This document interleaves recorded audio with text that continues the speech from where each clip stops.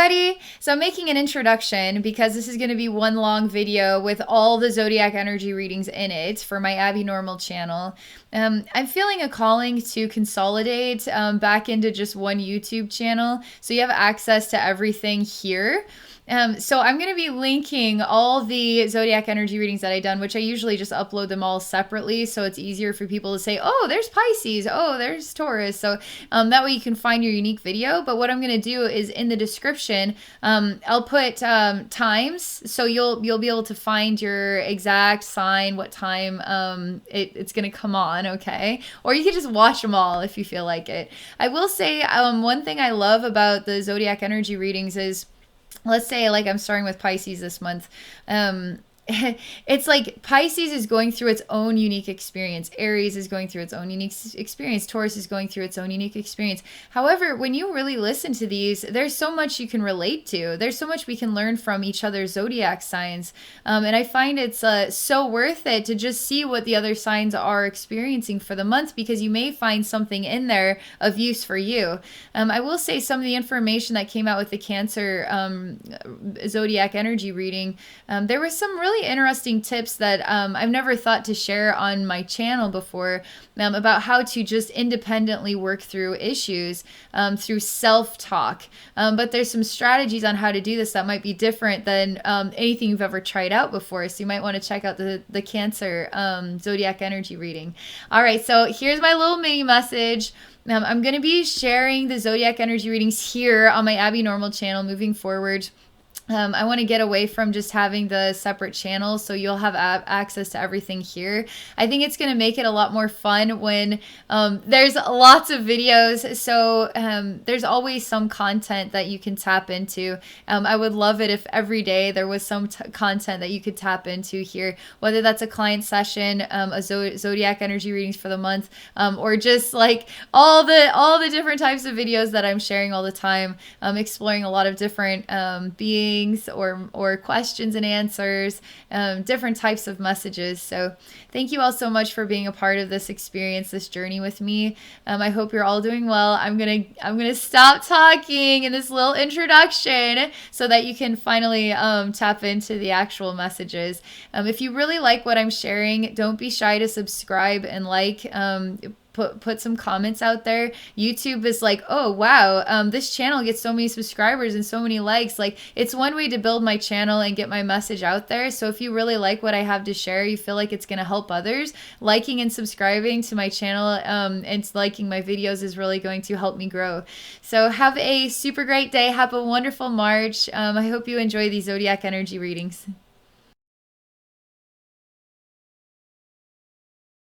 Hi everybody, I'm doing a zodiac energy reading for Pisces for the month of March. I'm going to go ahead and relax and tune into the energy and be sharing a mini message with energy, wisdom, and healing. So okay, here we go. Let's see what the wisdom and the healing is for Pisces for March. Okay.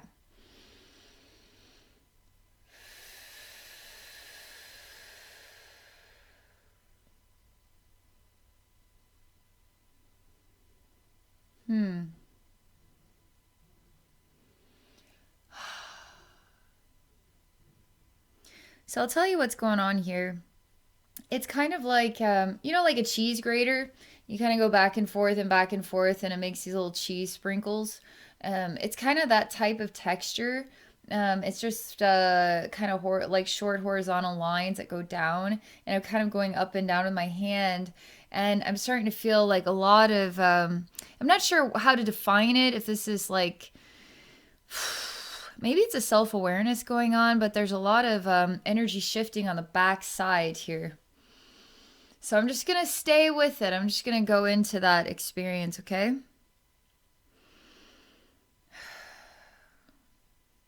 Is it exhaustion? I mean, I feel like very relaxed. I'm going to slump into this even more. I mean,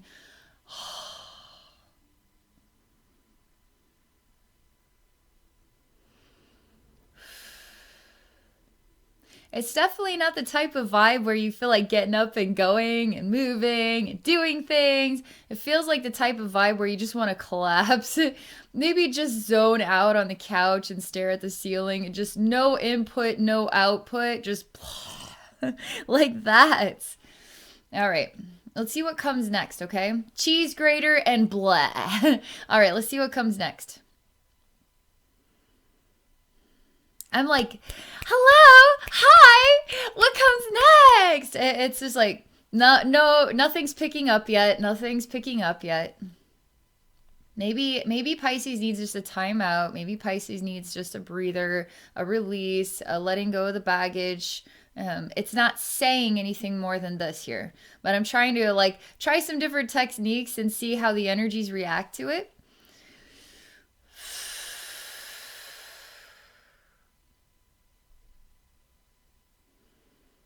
Okay, this is another interesting perspective here. You ever, so let's say we're in the blah, okay? Let's say we're just collapsed on the couch, no input, no output.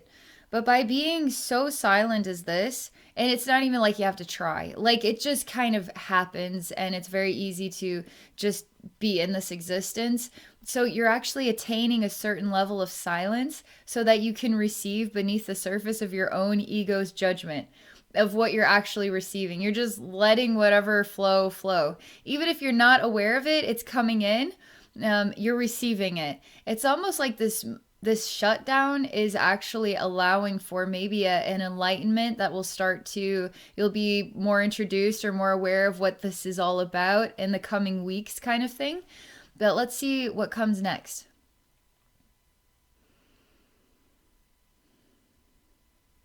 I will say that we are like, we're taking some steps to try to solve what is this about for Pisces for March.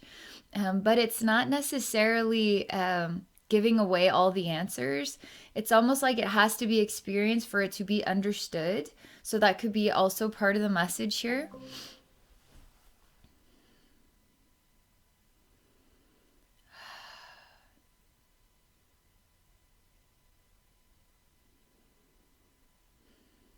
So there's the next thing is stillness. I feel still.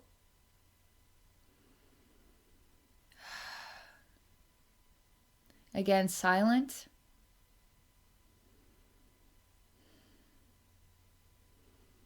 Again, everything getting very, very relaxed.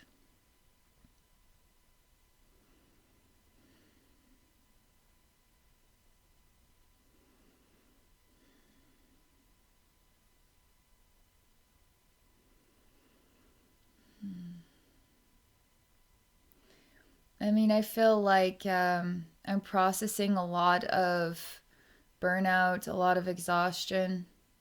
I feel like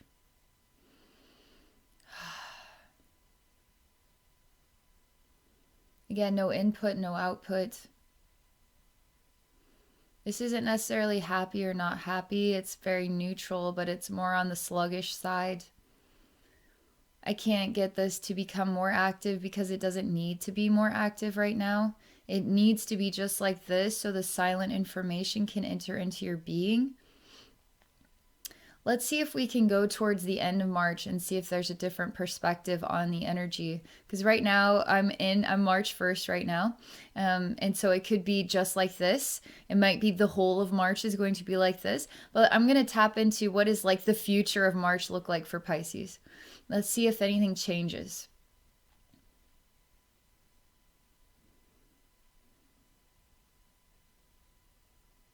It's like coming out of an energy hibernation. And it feels quite lovely. Because when we feel kind of worn out like this and sluggish like this, all the silent wisdom is coming through. We might not be consciously understanding of it. And we go through kind of a phase like this. And then when we come out of that phase, it's like coming out of hibernation, coming out of the cave and seeing the spring sun. There's a really nice volume of energy that easy to tap into. Easy to feel present with. it doesn't feel like there's any answers or any direction, any real understanding as of yet, but it does feel warmer. It feels refreshing. I don't see Pisces being a busybody in March. It's almost like you're working through grasping yourself, your direction, maybe even having not much thought at all, just allowing yourself to be. Don't criticize yourself too much if you're really feeling this way. Don't be too critical of yourself. Actually embrace it, because there's a lot coming in that's beneath the surface. So just let it come in. And it seems like spring, obviously, there's going to be some renewal energy that's going to make it feel brighter. Like kind of exiting the hibernation stage and kind of experiencing the sunlight coming out of the cave. It's very refreshing for Pisces. Okay, well, there you go. There's the message. I hope you guys enjoyed this. If any of you are interested in exploring a psychic session with me, come visit me at my website at abbeynormalswisdomquest.com. I also have 2 other YouTube channels. One is Abbey Normal. The other is Abbey Psychic Services. And I'm also on Patreon at patreon.com/abbeynormalswisdomquest. All right, have a great day. Have a wonderful March. Hi everybody, I'm doing a zodiac energy reading for Aries for the month of March. So I'm going to relax here and get tuned into the energies. This is going to be a mini message with wisdom and healing for all Aries. Anybody else who's interested in just simply experiencing this wisdom, this healing, this is also for you too, whether you're Aries or not. Okay, so I'm going to relax and let's see what the wisdom is for this month of March. Okay.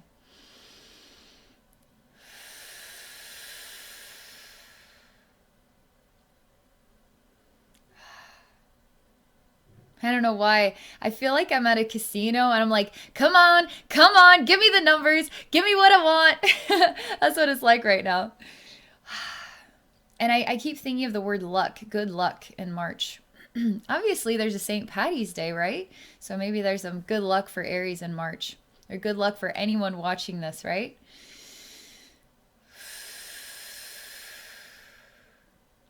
And keep thinking of rolling the dice. Rolling the dice. I want to see the numbers. I want to see the numbers. I want to roll the dice and make the win. I don't want to get too caught up in this energy because I want it to be a little bit more expanded. I want to see what the bigger picture is. So I don't want to go too much into that. We'll just call it this for now. Let's see what else there is here.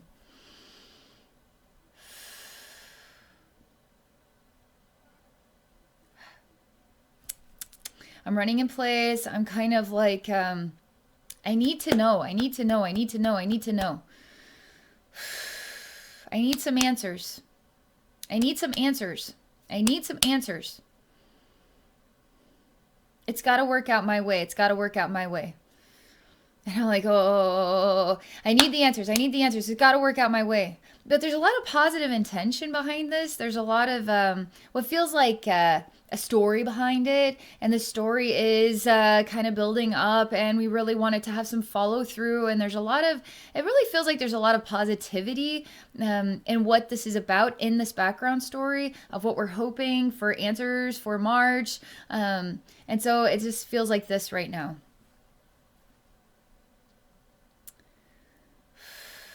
We're taking out the idea of a gamble, it being a gamble, because we don't want this to be about like good luck or bad luck or taking a risk and not following through. We're going to take that out of the equation and let it just be life flow, okay? Life is flowing. We're taking the ego out of the equation and we're letting it just be life flowing. Life is flowing. Aries really needs answers. Like Aries is talking to the rocks, the trees, the sky, the squirrels, like is talking to the rain. Aries is talking to Aries self, like, I need answers, I need answers, I need answers, I need answers, I need answers. It's like on and on and on and on and on and on and on and on and on and on. You're like sending the signal out in every direction. I need the answers, I need answers. You're like this. I don't know, there's funny noises like beat it ba ba dee ba ba boop boop boop dee. There's like some funny noises happening here, and I feel like like somebody makes a joke and da da da, like there's something about like drums and funny like jazz sounds that people make with their voices. It sounds like humor, it sounds like laughter. The energy is really it's about having fun and self-expression and being silly.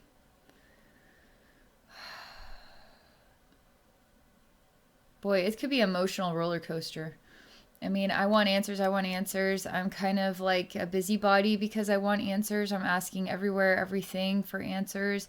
Come on, give me what I want. Tell me what I want to hear. This is the background story. There's a lot I've put into this. Please have some follow through this month of March. All the while, there's like,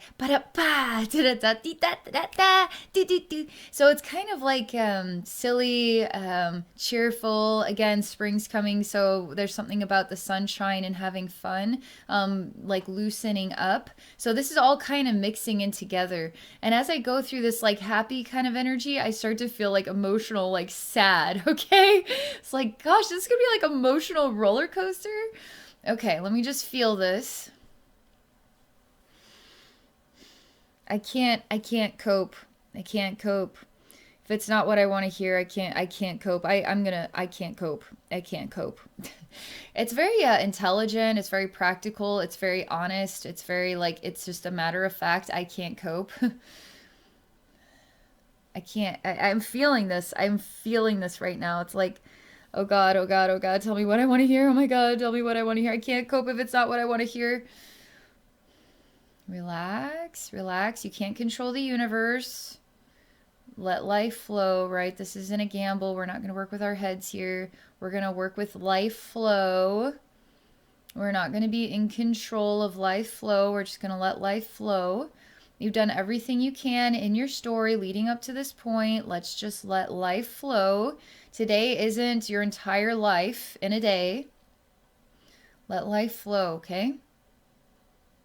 Oh man, it's not copable. I mean, I'm going back to the like kind of like like I'm just like jittery, I'm uncomfortable, I can't relax, I just need answers. What do we do? Like, what do we do here? Aries needs help, man.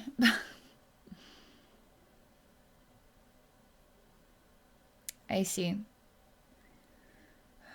I'm looking down the spiral of time of what is Aries time, okay? Is this a lifetime? Is this infinite time? What is this? When we're looking at March, I'm seeing like all these like crusts, breading, I don't know, like a weird pie that has no filling. And all these crusts are starting to surface. And this has to be dealt with. This has to be looked at. It's not your perfect pie.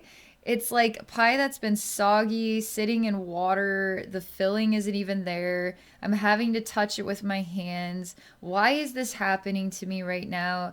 What is this even about? This is stupid, gross. Why is this pie here again in my timeline? What does this even have to do with me? All right, so that's kind of like this Aries experience.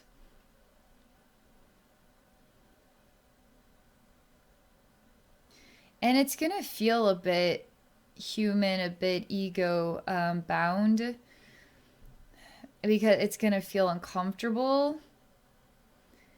Because if you're in a state of I need answers, talk to me, talk to me, talk to me, talk to me, talk to me, talk to me, you're not listening to yourself. You're needing information from out there, but you're not going within. So you don't believe in yourself, you're not trusting in yourself, but you're also not working with patience or divine time. You need the outcome to be a certain way for you to cope with the outcome, that's not actually letting things flow. You're going to have to let go. You're going to have to do some letting go, and you're going to have to let the weird soggy crusts appear from the water of your timeline in whatever fashion they will. And if you have to touch the old gross food in the sink with your bare hands, and that's maybe how March feels, because you can't get the answers, or you're not getting the answers you want to hear, or you just don't have the stability because life just is whatever right now. Um, just breathe, okay? Just breathe.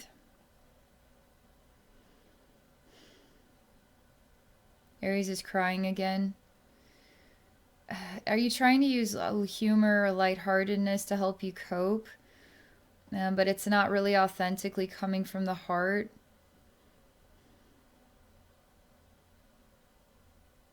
Are you working with the sunshine also to help you cope? But it feels a bit superficial. It's not really part of the soul or the spirit energy. It's like desperate or something. It just feels like it's more of the mind or the ego than from the heart, okay? It feels like Aries is going to experience a relationship with a human side of life, which can feel like we need answers. We're kind of working with the mind. We're taking a gamble. Like we're working with the casino energy instead of like the spiritual, the forest, I don't know, something like revitalizing versus something like a gamble or a risk, or give me what I want, give me what I want, please make it a winner. It's a totally different energy than a walk in the forest and the pristine energy of the fairies. It's got a totally different vibe to it. And Aries is kind of working with more of that.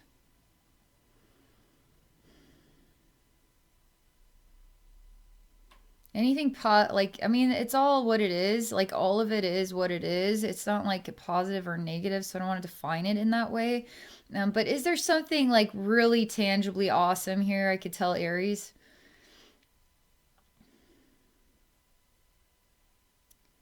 Like kind of words of wisdom for March.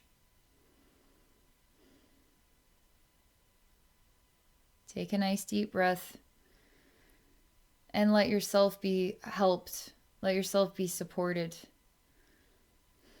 It's almost like Aries likes to do it hands on. Aries likes to do it Aries way. Aries likes to be independent, their own individual. That's what the energy is like. And it's like be the disabled person and let other people help you. Let other people guide you. But it's almost like it's okay to take some steps back. It's okay to not have control over everything. It's okay to walk with some crutches and just be a little bit off balance, so to speak, in order to get yourself away from trying to control, from needing it to be a certain outcome. Like this will help you back off and kind of just relax and be in the flow, right? We need to be in the life flow. Not be in the gamble, but the flow of life. And however life needs to flow is the divine outcome. And that's beautiful. Okay? So that's what I've got, Aries, for March. Oh my goodness.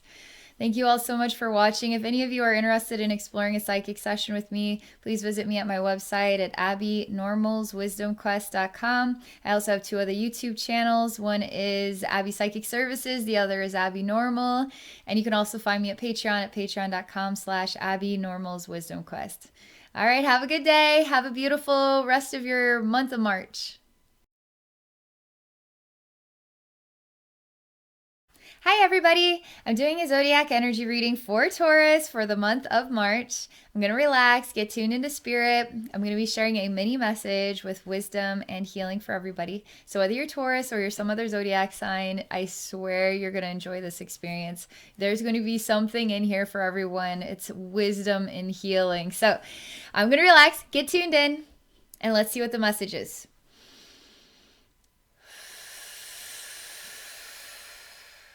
Okay.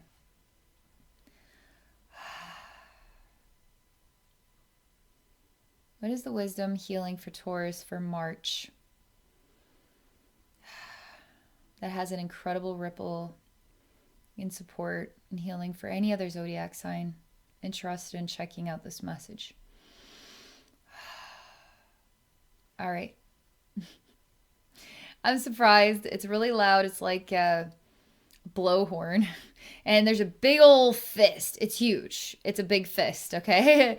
It's a massive fist. And it goes and then the foghorn is like, "Brrr!" There's this like really loud noise.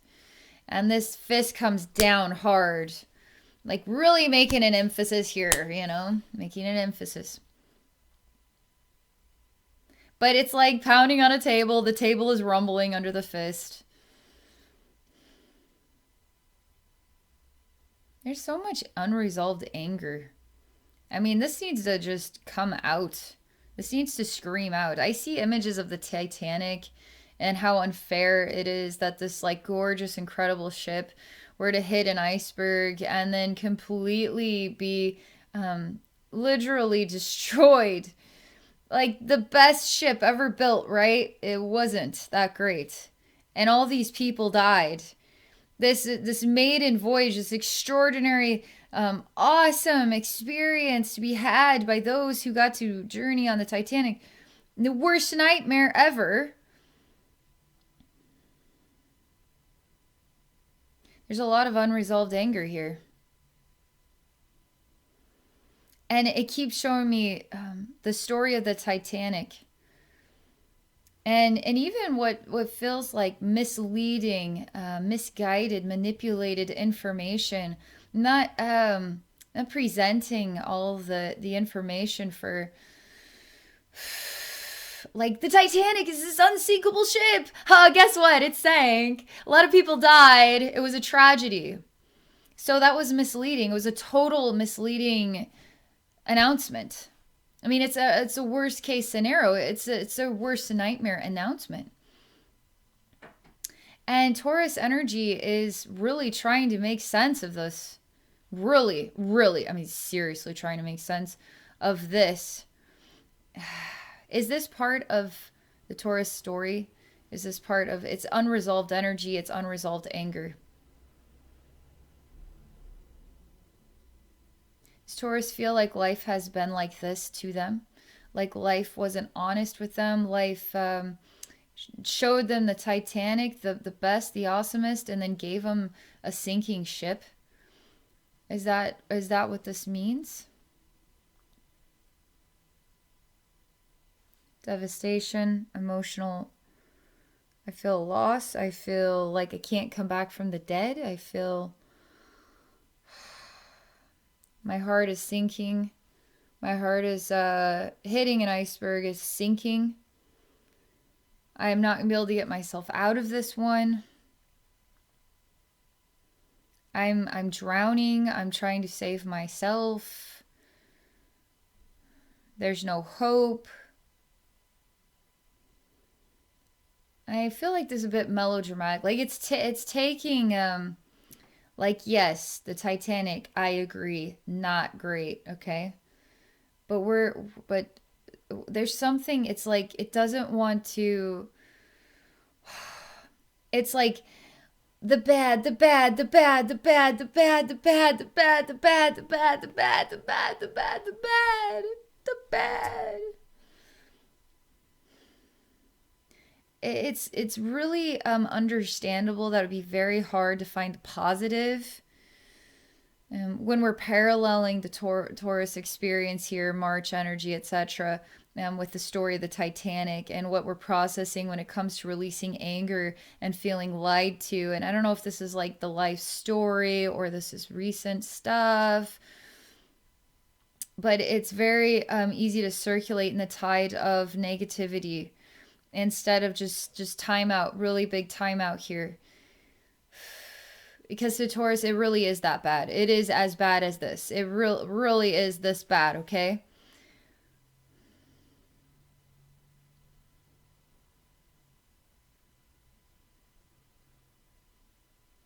Really attached to the loss, the suffering, the disappointment, the letdown.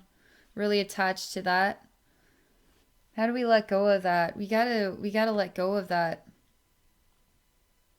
It's seeped into the skin, you know? It's like we gotta let go of this.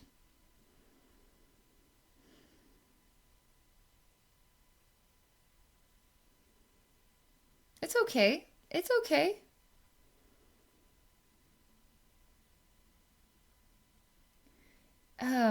Part of the message that Spirit wants to share is to remind you that, Okay, if you make yourself this big, like let's say you make yourself 2 inches tall, and you're 2 inches tall in comparison to this big event like the Titanic story, okay? The Titanic story is always going to be bigger than you. It's a Titanic story, all right? And you're really small. Is this saying that perhaps Taurus, you're creating a bigger it to be bigger and more terrible than it should actually be? But the thing is, Taurus, if you shrink yourself down small, then anything is going to be bigger than you are. It's going to be worse than anything possible, and you're going to feel powerless. You're going to feel completely powerless. Are you over exaggerating the story? Is that possible?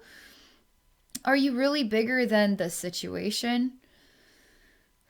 This is complex. I mean, this is a complex message. This comes down to the impossible acts of the human race, where we're in the Titanic story, let's say, and now we're sinking and we have to make choices where we're giving up our place on the boat for some woman and child when we are a rich person that could definitely take the first boats, and we're choosing to go down with the ship in order to save others.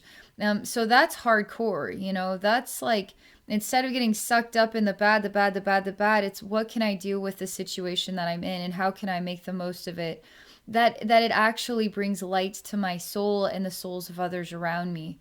It feels like that's really would be really hard for the Taurus to do that, but it's something to really examine here in March. Is what is the benevolence? What does the Christ consciousness say? What is the heart? But I mean, we're talking about the heart of it all. What is the unexpected decision that actually mends and heals your relationship with this? What is it? Is it to continue to feel 2 inches tall and then become, you know, the cracking of the fist upon the table, and all this anger flooding out unresolved, and the story is so much bigger than you'll ever be, and it's kind of crushing you under the weight of this nightmare, right? Or we could just send all that energy away, come into balance with oneself, and say, what are my personal strengths? Where's my Christ consciousness at here? At what kinds of steps or approaches can I take that is going to really transform my life and the lives of people around me, where it's not me, but it's everybody involved kind of thing. It's like the law of one concept. Like when one is harmed, all are harmed. When one is healed, all are healed. Exploring the Christ consciousness energy, okay? I'm telling you, this could be tricky. This could take some outsmarting, okay? This could take some willpower. This could take a choice, a really firm choice from one's own heart, to say, I'm going to make the benevolent choice. I'm going to make the harder choice because I'm going to be the bigger person. I'm going to be bigger than even the Titanic. It's a story of Titanic proportions, you know? It's just interesting because I keep thinking of the word Titanic is like big. It's a big thing. It's a big deal, right? It's a Titanic. It's a big thing. It's like a Titan is a big thing, you know? So is it possible that it's a tall tale? Maybe the story's over exaggerated. Maybe it is too big, that it's not really being honest with itself.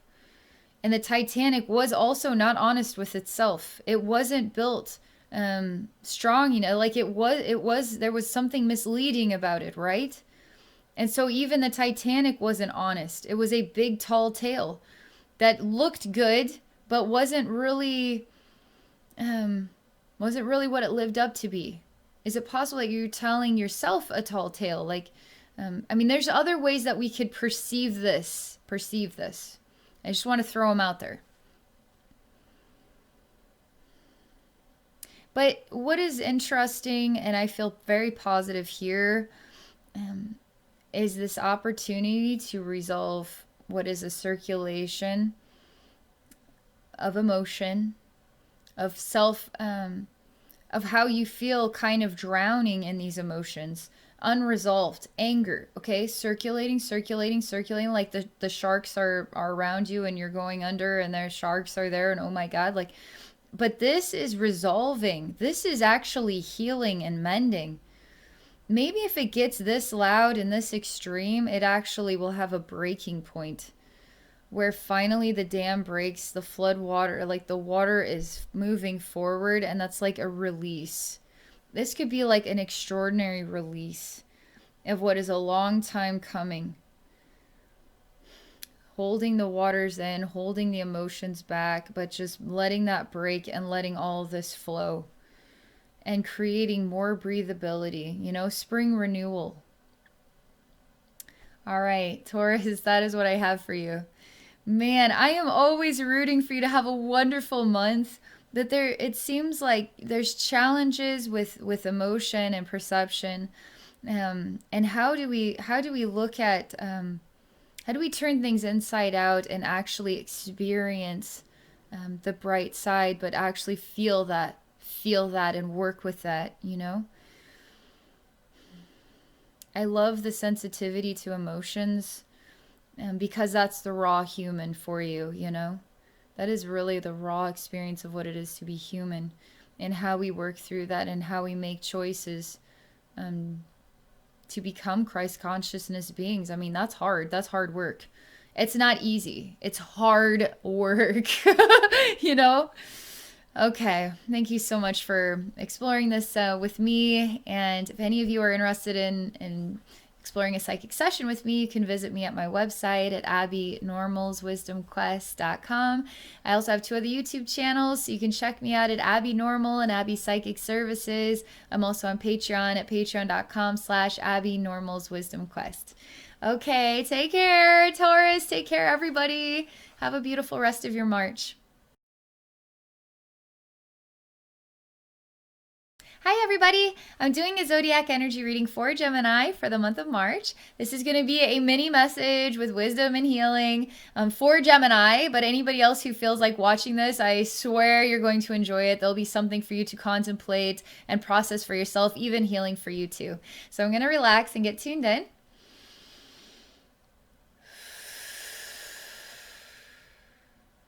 See what Spirit has to share.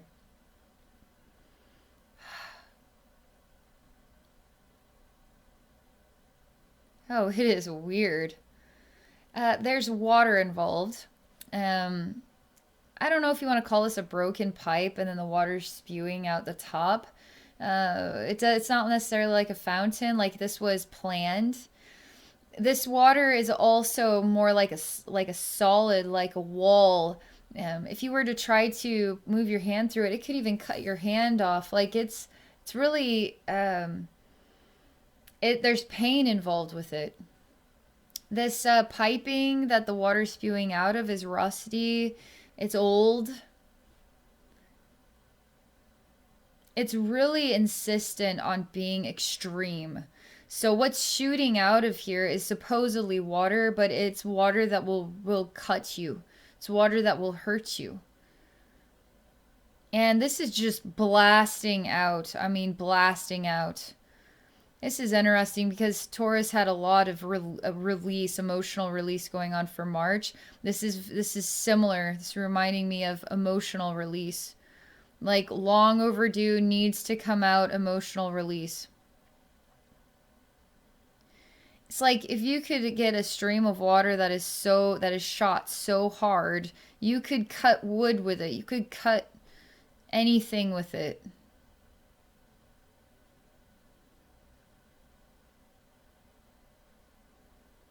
So what I'm going to do here, this is some energy healing for Gemini and all those who feel inspired to watch. It's just relaxing. Because it's like there's so much pressure that's just shooting this energy out. And it is a release. It is a venting of sorts. But it's just too much. It's overwhelming. So I'm just relaxing this on down. Where is this coming from? I'm not sure yet. I would say the heart, okay? But it doesn't necessarily say it is the heart if there's heart energy involved in it.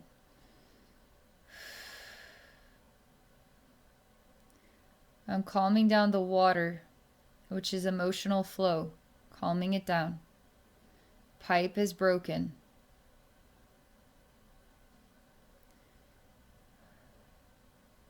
Feels kind of good. Like I hear and experience a teapot that is releasing all this steam. And it is making a sound, an alarm. It is notifying everybody. It's screaming and it needs to be heard, and it feels good to be heard, and it feels good to scream as well. It feels good to notify everybody. And there's tears and there's emotion involved. Like, I mean, as I hear the teapot sounding, the alarm is expressing all this pent-up pressure, and it's hurting and it's aching, and it's like the heart of the teapot is expressing itself. And it feels good to pour this all out. It feels good to release this. It feels good for the soul. Like it's cleansing and purifying the soul to do this. We are not over the hump yet. I mean, there's work to do here. This could be an emotional process that Gemini, it feels like this is going to be part of your timeline, okay? Oh, man. Just like, because what this is related to, what this is about is it's not as superficial and as shallow as the water main breaks and the water is releasing, and now once the water is releasing, we're done. It's more like there's still a lot to release, and it's going to take a lot of situations, a lot of scenarios, a lot of interacting, a lot of expressing, a lot of reminiscing in the memories. I mean, it's all like there's more here. It's not just as shallow. Like, I don't even want to define anything as shallow when it comes to releasing and venting emotions, but there is a quick and easy way of doing it, and then there is a process. This feels like it's a process, okay?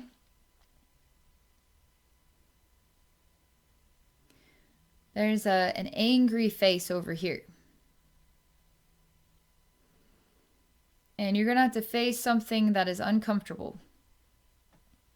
But you are strong, and you have the words, you have the stance, you have the opinions, you have the footing.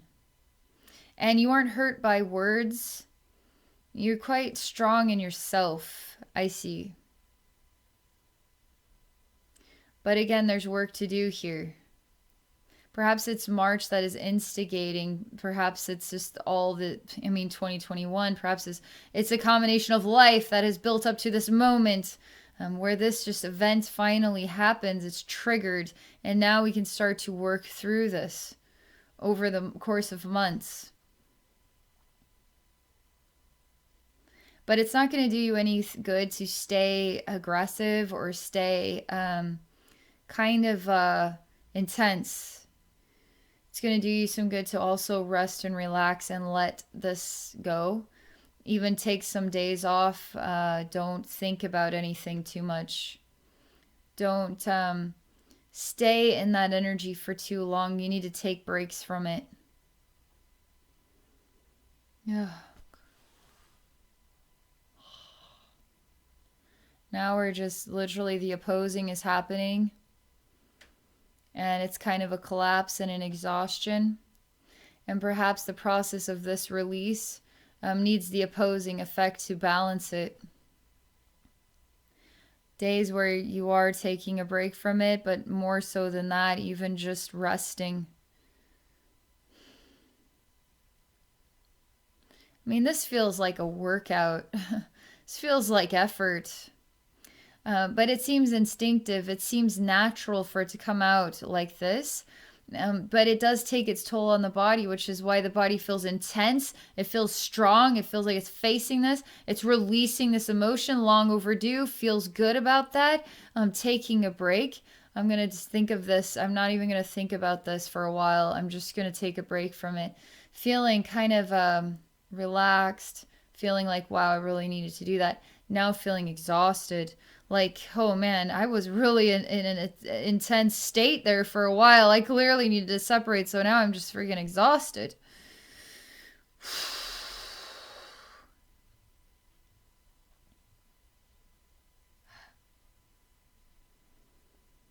I start to hear rain and raindrops. It's like raindrops keep falling on my head. Do do do do do do do do do do do. It's like his old song is sort of singing. And it's raining, but it's peaceful. There seems to be some magical moments, kind of like mystical, meditative, reflective. I mean, this feels very purifying. This feels healing. This feels refreshing. Again, it's interesting that releasing emotions this intense could, I mean, it feels like long overdue. It feels like, oh, I think this is coming out. This is finally coming out, you know? And then it just feels peaceful right now. And it feels like you can be peaceful.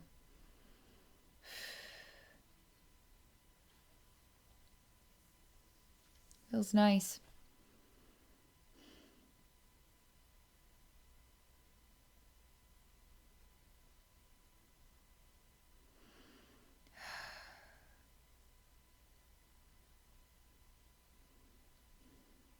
Now, Gemini, you're in deep contemplation. And this is also very healthy. I mean, there must be a major purge of energy here, like a major purge of energy buildup, okay? Because there's a contemplation now taking place. And this is also very good. This is very intelligent. It's very responsible. It's strategic.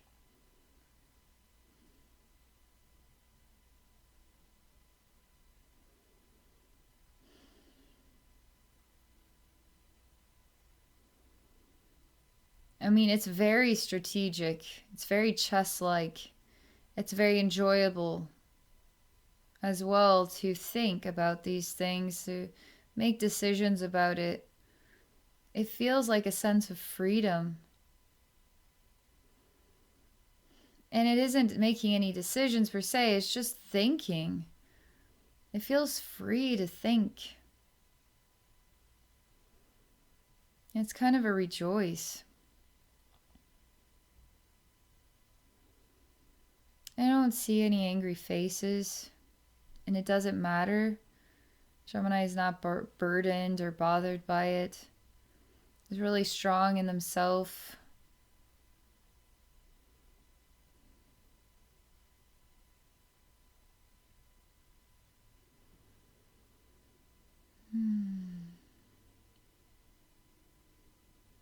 Just going to relax your energy and touch your heart. Because there's just been so much stimulation that there's so much active energy. The nerves are kind of like activated to so many dynamic ways that I'm just going to touch the heart and help you to just feel collected, more breathable. I mean, stimulated is fine. You kind of need to be when you're releasing so much stuff. But it feels like more collected, more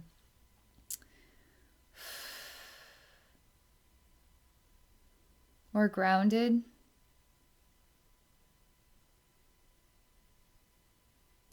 It's not like too much activity that kind of like overextends the nerves, like it could burn the nerve endings. Like it's just too much usage, you know? This is like cooling, relaxing. It's perfect, divine time. I feel free. I feel refreshed. Like it's bringing out the positives of every self-expression that's going on here in March. If it's cooling, it's winter minty, it's watery, it's soothing. It's not like a sunburn. We got the aloe vera here. So it's kind of like an aloe vera energy for your nerves. But this does feel positive no matter what.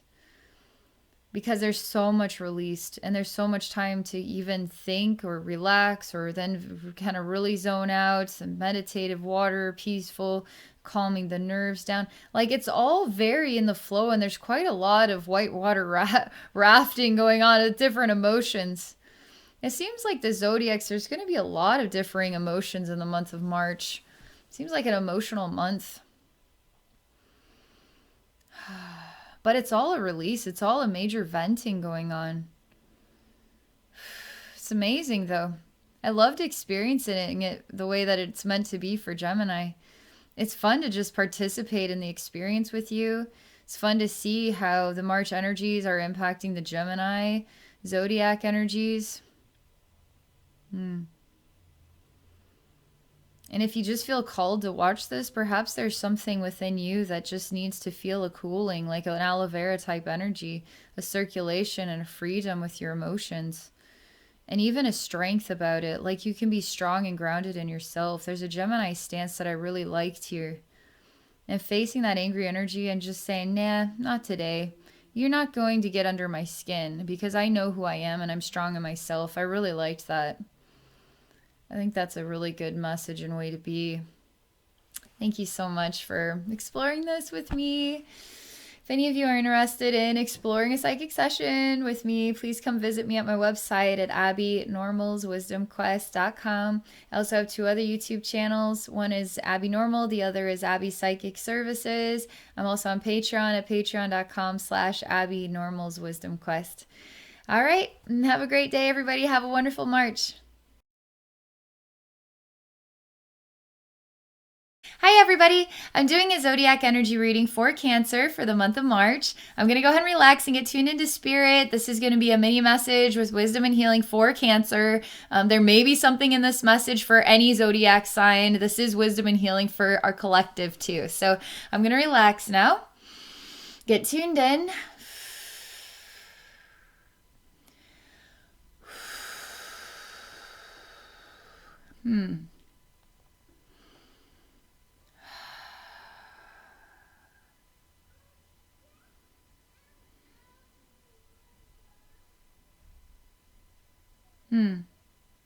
It's interesting because there's a lot of need to just really relax it on down.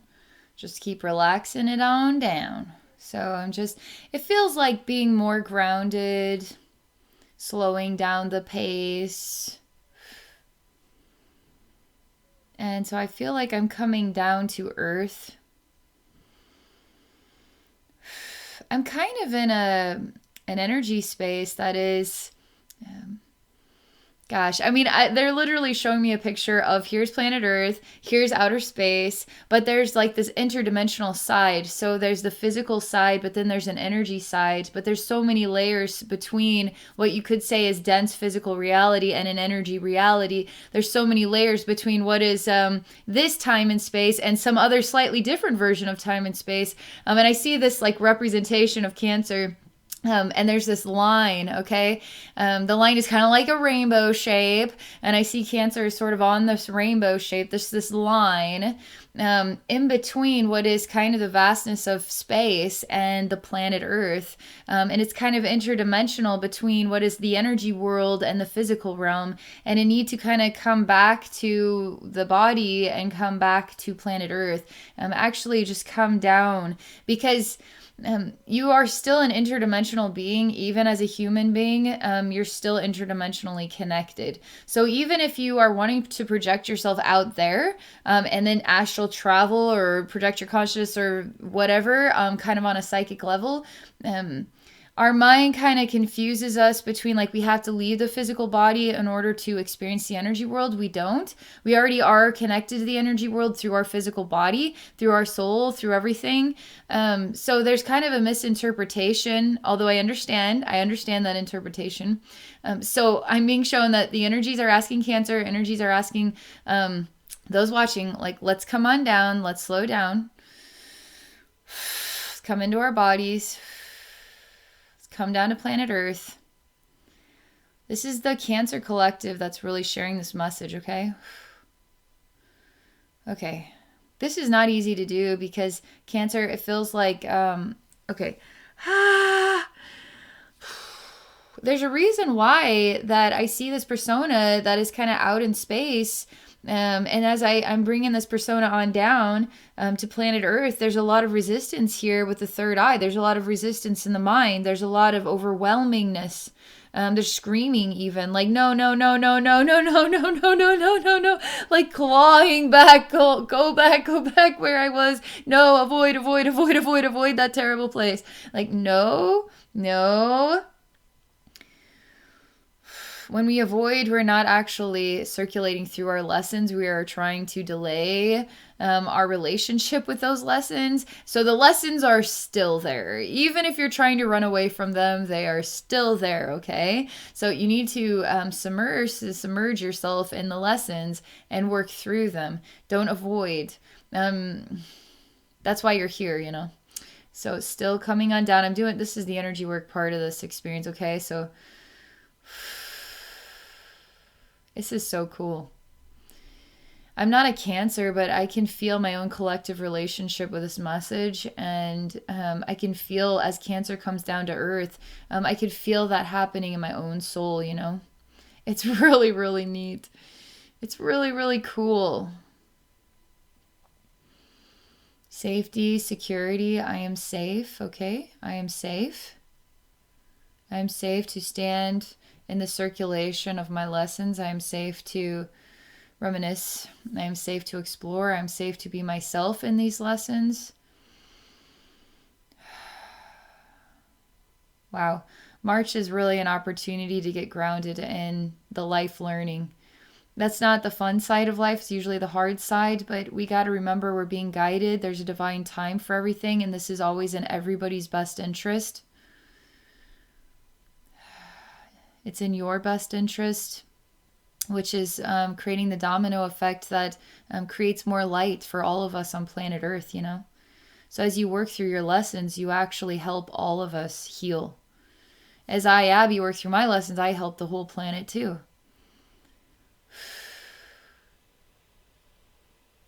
You're so much stronger than you're giving yourself credit for, Cancer. Like, you're so much stronger. And something about getting tuned into the physical reality, it's asking a lot, because there's something freeing about the free spirit energy, or releasing or traveling the universe. It's really like there's no walls, there's no boundaries. But when you feel more of the dense physical world, there's something about... it feels a little more confining, imprisoning. And that's a kind of a friction for Cancers to work through here. Feeling that being human has no boundaries, has no limits. That it can be freeing of your emotions, freeing of your soul, freeing of so much more than you're aware of as of yet, you know, because life is something that we are discovering each and every day. It's not something we've figured out just yet. We're learning about ourselves in this lifetime. We're learning about others. We're learning about virtues or fear of virtues and ego and all this stuff, you know. This is part of the adventure. It's here. It's right here on planet Earth is the adventure. So don't, you know, it's like when you're leaving the planet, or when you're kind of reminiscing away from your body, you're forgetting the whole reason why you came here, which was to have the Earth adventure. I feel inspired to talk about emotions because when we're aching inside, when we hurt inside, maybe there's a direct reason for it. Maybe it doesn't have a whole lot of explanation. We have to sit with these emotions. Don't it's like, it's so boring anymore. Like, I'm so used to this. Like, I really just want to have fun every day. I want to really have fun in this experience. Why do I feel bogged down by these feelings? Why do I feel bogged down by these struggles? Why do I feel like giving up? Why do I feel like there's no hope? Why do I feel like, all this kind of suffering energy, you know? So when we feel pain, we don't want to feel pain. So we try to get away from it. But the only way to actually heal the pain is to just be immersed in it. It doesn't control you. You're actually in a place of healing the pain. When you're immersed in it, you are choosing to heal it. When you're trying to run away from it, it just lingers and gets stagnant, and then it piles upon piles upon piles, and then we wonder why it never goes away, you know? So when we really just sit with it, sit with our personal pain, talk to ourselves about it out loud. It's really good to hear yourself talking to yourself, even record yourself talking to yourself and listen to yourself later on. Even doing this, which is something that I do, I have a voice recorder. I will talk to myself about problems that I'm going through, okay? Then I will listen to what I had just said. Then I will take on another persona of myself as though I'm a good friend, a good listener, and then I share advice with myself. Okay, based on what I just said. So do you see how I'm becoming super self-sufficient? What's that word? Self-sufficient, right? Because I'm developing a relationship with myself, I can be the victim or the me that has no idea what to do, needs to vent. And then I can be the me that actually knows what to do. And gives myself some really good advice, or just is there for me, is there as a good listener, is there to say, thank you for talking to me today, is there to say, you know what, let's just be okay with the way things are right now, and let's just see how the days pan out, and just keep talking to me, so you can be that voice for yourself too. So now you have a voice recording of what you're going through, and then your advice for yourself, and then you can re-listen to this anytime. So this is a way to get tuned into the adventure of being human, is finding these little ways of coping with life, or ways of working through life, working through the adventure. Because as you work through the lesson, guess what? You get to the other side and you're gifted, you're blessed. When you avoid the lesson, sometimes it can feel stretched out, it takes a long time, it gets harder, until there's no choice, and now it's in your face, and then it's even worse than ever, But when you just immerse yourself in it and work through it, you reach blessings, you reach freeing yourself from those painful emotions, because you're working through them, you're acknowledging them, you're not trying to run away from them. So it seems like there's this amazing Cancer message here that I think we can all relate to, coming back down to earth and working through these lessons. And don't be afraid of them. And if you are afraid, get the voice recorder out and say, I'm afraid. Say that. Even get in your imagination and feel like you're talking to your guides right now, even though you're kind of just in your own room talking to yourself on a voice recorder. Feel like your guides are here, and just talk to them as you're recording this. Just vent it all out. I'm afraid. I don't know what to do. Why can't I get any help? Why can't I find the answers? Etc. I'm doing all this stuff. I'm pissed about this. On and on and on and on and on and on. Get it out. Okay, get it out. And now listen to everything you just said. God, I relate to this message so much. I feel exactly like this. That's why I just said all that stuff, okay? Pause it, come back, okay? Easy voice recorder app. You guys should get that. I have the easy voice recorder app, okay? It works so well. So now be this enlightened being communicating with yourself about everything you just vented. Be a supportive friend for you. You are going to be mind blown at how successful this easy tip is, okay? I feel like I'm supposed to share this with Cancer. And I really want to emphasize this is a message for Cancer, but it's something that we can all feel inspired by. Because as Cancer works through this energy, we all win, okay? And there's going to be aspects of us that are going to relate to it and say, wow, I can really relate to this. I feel like I too need to get grounded, or wow, I need to try that out for myself. That might work for me. So these messages are for everybody, but they're from the spirit, the collective of Cancer for Cancer, but we're all connected, All right, so that's everything I have to share. March could be quite a successful month for focusing on lessons, working through lessons, and finding some sense of freeing yourself as a human being on planet Earth. Not because you're trying to get away from the lesson, but because you're working through it. And that can be freeing of your spirit as a human being, That too is freeing of the spirit. Okay, thank you all so much for watching. Thank you for your support. If any of you are interested in exploring a psychic session with me, please visit me at my website at abbynormalswisdomquest.com. I have 2 other YouTube channels. One is Abbey Normal. The other is Abbey Psychic Services. So you can check me out there. I'm also on Patreon at patreon.com/abbynormalswisdomquest. All right. Have a wonderful day, everybody. Big hugs. Lots of love. Have a happy March. Okay.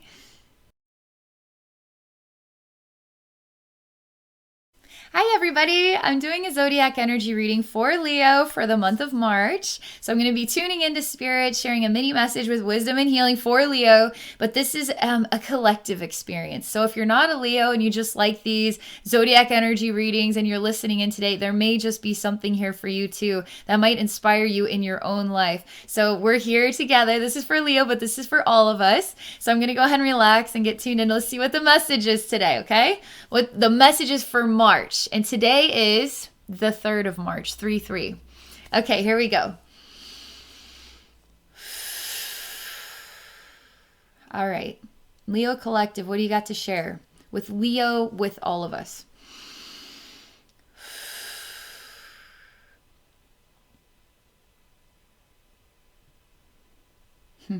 This March must be a hardcore month for all the zodiac so far. There seems to be an emotional lesson involved.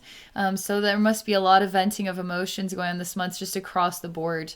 But right now it's a little hard to understand, although it's not. The image is quite clear, but it's almost like I don't want to see that image. I'm looking at a mirror and there's basically like a paintball, a big blobulous black paintball that's just sort of splat on the mirror, and it's just kind of running down the mirror like this. There's kind of a bulb that's kind of on and off and on and off. It's kind of flickering, and there's an avoidance of looking at the mirror, okay? So it's crystal clear, but there's like, I'm looking around the room. I'm not seeing this mirror right now. So that's kind of what it's like here. Avoidance. Okay, Leo, you're being straight with me all right from the get-go.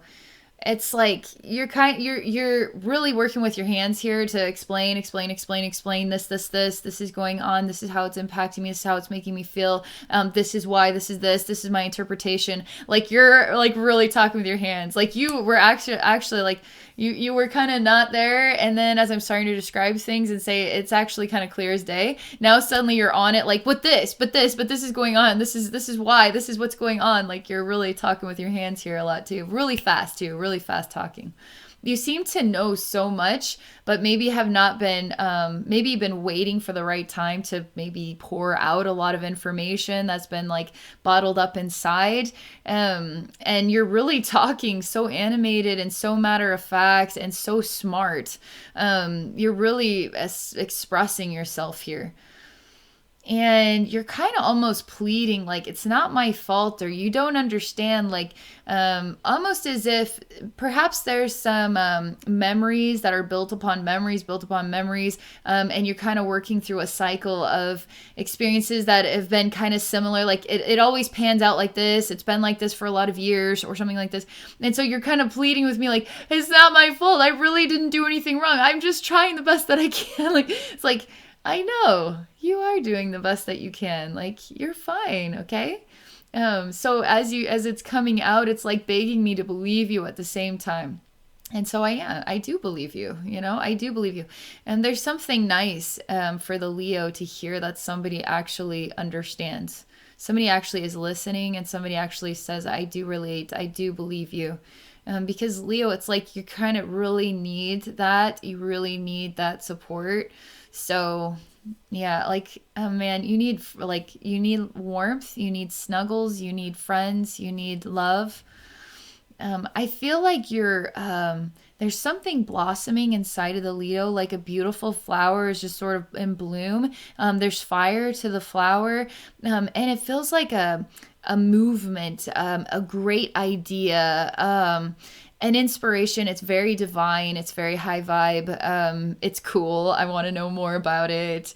It feels like something, like a seed that was planted within Leo is now finally starting to bloom, and it's starting to become an awareness, an epiphany. Maybe we don't know all the details, but it's felt like I feel like something's happening inside me, and I feel like I have this great idea, and it's going to make a big impact in so many people's lives, and it's really good.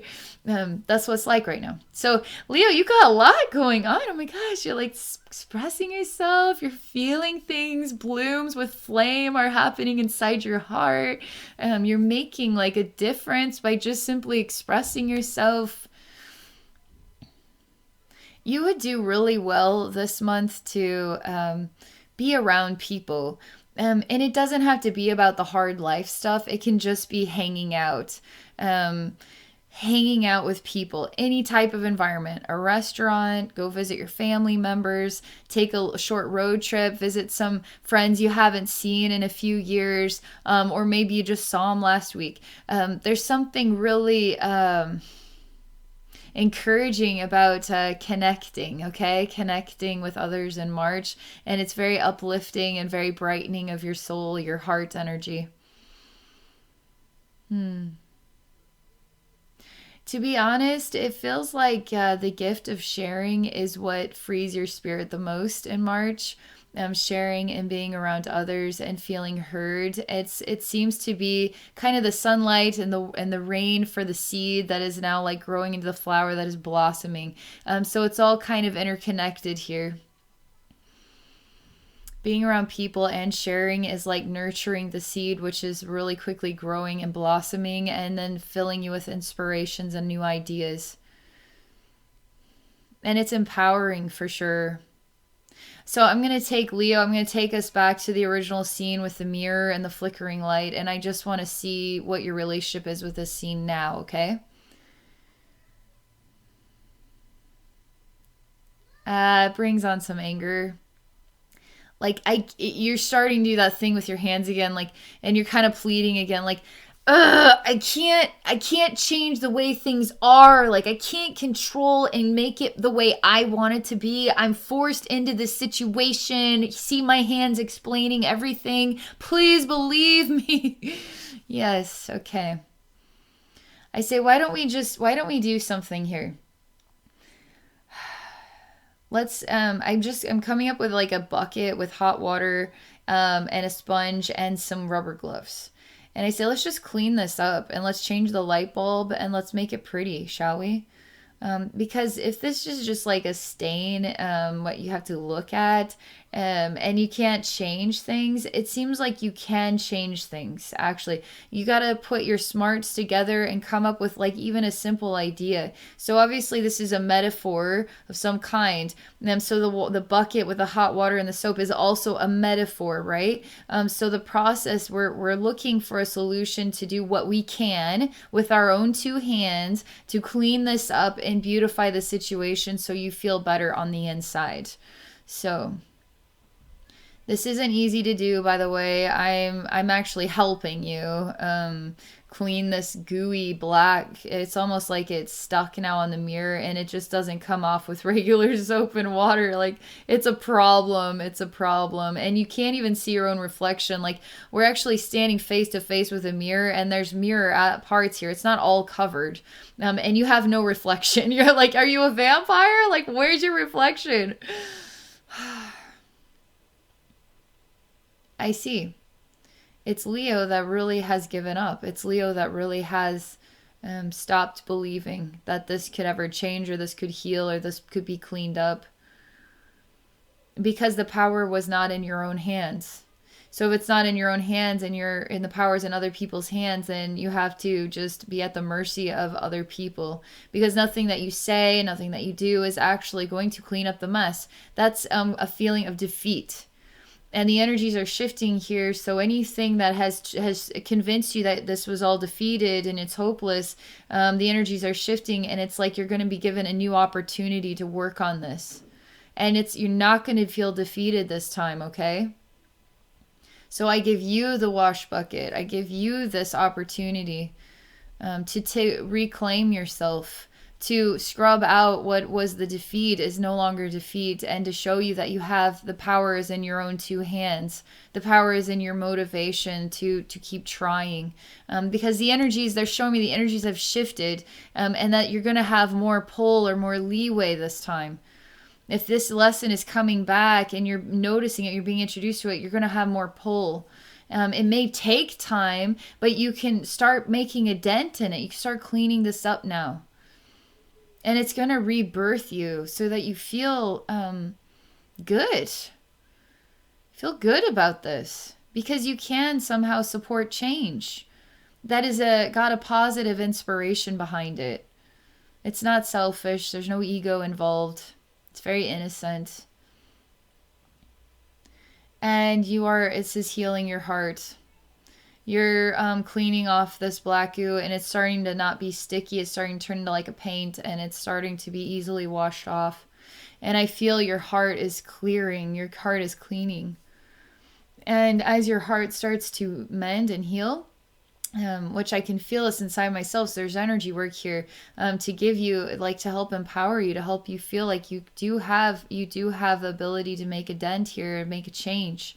Your heart is glowing. And I see now the mirror is clean. The light bulb is starting to heal itself as well. It's not flickering as much because you're okay looking at this again. You're okay seeing it for what it is. You still don't have a reflection in the mirror, however, someone does. And I see that there's someone in the mirror behind us. That's a little creepy, right? There's things you really don't want to look at. That's what this tells me. I mean, it's a creepy face. It's like a scary girl, like with weird long hair. She looks dead. She looks demonic. She's like 12 feet behind us. And it's like, it's just the feeling of, oh God, I do not want to, like, why do I have to look at this? I don't want to look at this. Say, this is part of you healing the defeat. This is part of you getting your power back. So you got to look at this. Look at what you've accomplished thus far. Look at how, this is such a good job. Like, look at, you're doing so good. And this is where the support comes in. This is where the family comes in. Because you need a little bit more to be around people that are going to listen, that are just going to be there for you, okay?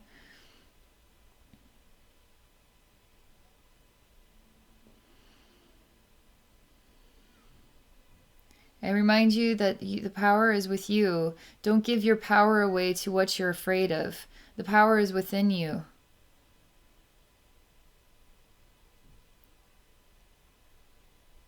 Your heart aches. Your heart is hurting a lot. Hard to breathe. Hard to face this. I say all you're doing is facing yourself. So whatever is disagreeable out there is just the reflection within you that you don't want to look at. And let's bring your reflection back to you as something that you are wanting to take a look at and be proud of your reflection. It's going to take voice. It's going to take patience. It's going to take trust and love. It's going to take believing in yourself. It's going to take support and family. It feels like, Leo, you really can.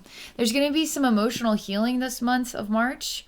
Opportunity to face things that may have been long time lessons, feeling defeated by that. It's going to get clearer, so it may feel a little intimidating as you're trying to work through this. But really all you're doing is bringing your reflection back, and this blossoming within the heart has so much potential because it seems like March is a month for healing your heart, healing feelings, healing these lessons, growing, feeling empowered as well, feeling loved, feeling connected to others who love you, sharing. So this is what the Leo experience is like. Okay, thank you so much for being a part of this experience. Thank you for all your support on my channel. If any of you are interested in exploring a psychic session with me, please visit me at my website at abbeynormalswisdomquest.com. I have 2 other YouTube channels. One is Abbey Normal, the other is Abbey Psychic Services, so you can check me out there. I'm also on Patreon at patreon.com/abbeynormalswisdomquest. All right, have a great day, everybody. Have a wonderful rest of your March. Hi everybody, I'm doing a zodiac energy reading for Virgo for the month of March. This is going to be a mini message with wisdom and healing for Virgos. This is also going to be a message that's going to apply to literally anybody because we're all a part of each other's experience. So I'm going to connect with the Virgo collective, going to connect with spiritual energy, see what the wisdom is for Virgos, but for all of us, okay? So I'm going to relax now and get tuned in. Let's see what comes up. Virgo for the month of March.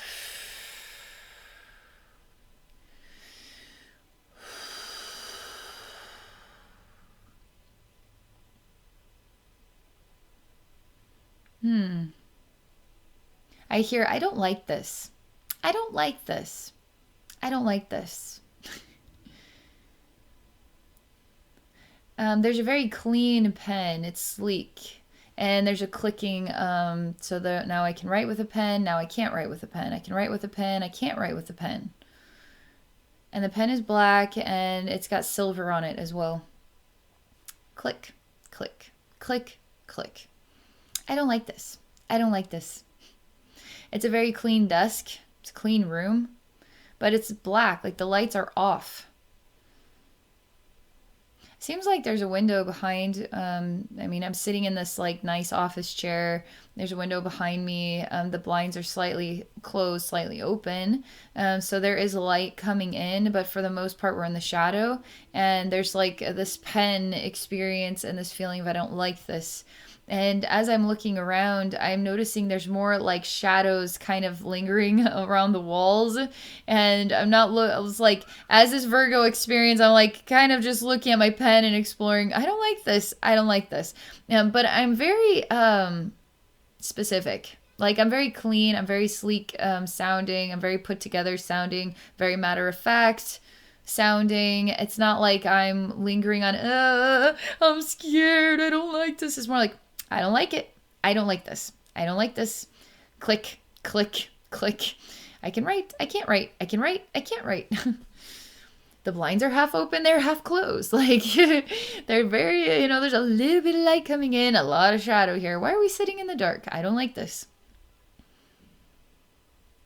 And I'm literally creating a very loud clapping noise. I mean, vibrationally, it's like wow, wow, wow, wow.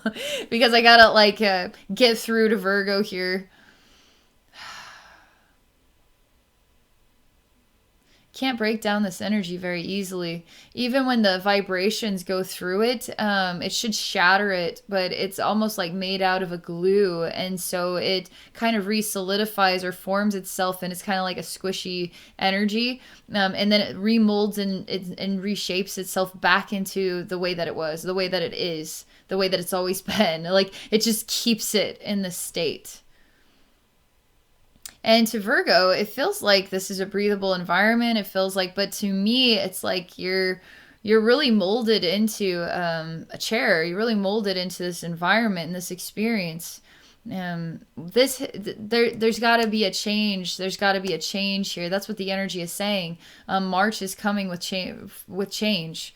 To reshape this. Like this has to be destructive. I mean, there has to be a breakdown here. It has to be a complete and utter breakdown with this energy environment.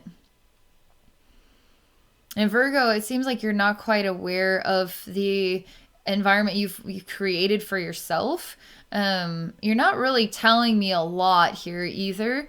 But there has to be kind of a self-awareness moment, a self-discovery. Oh, wow, I didn't know that I had created this. I didn't know. So there has to be kind of like a God tapping on your shoulder and saying, by the way, you've been doing this to yourself, and now it's time for a change. So here, now you can be aware, so those changes can just happen. Is this going to be hard? Is this going to be easy? I don't know. Like, is it going to be kind of like you didn't even know it was happening? So it's just like kind of happens inside yourself, and you just go through each and every day, and then suddenly you just kind of have a new awareness about things. It just happens right under your nose. These shadows, though, have to be dealt with. Like, these shadows have to be acknowledged. Change has to be created by you, Virgo. It keeps saying that you're the creator of your own reality. Like, it really is bringing up that as the message. You've created your own reality, and this reality that revolves around you. Like, you're going to have to acknowledge that you are the one that has control. You are the one that makes the change that then changes everything. It's the ripple. Your energy has the power to create the ripple of change. The change then goes through everything. It changes everything for you and people around you.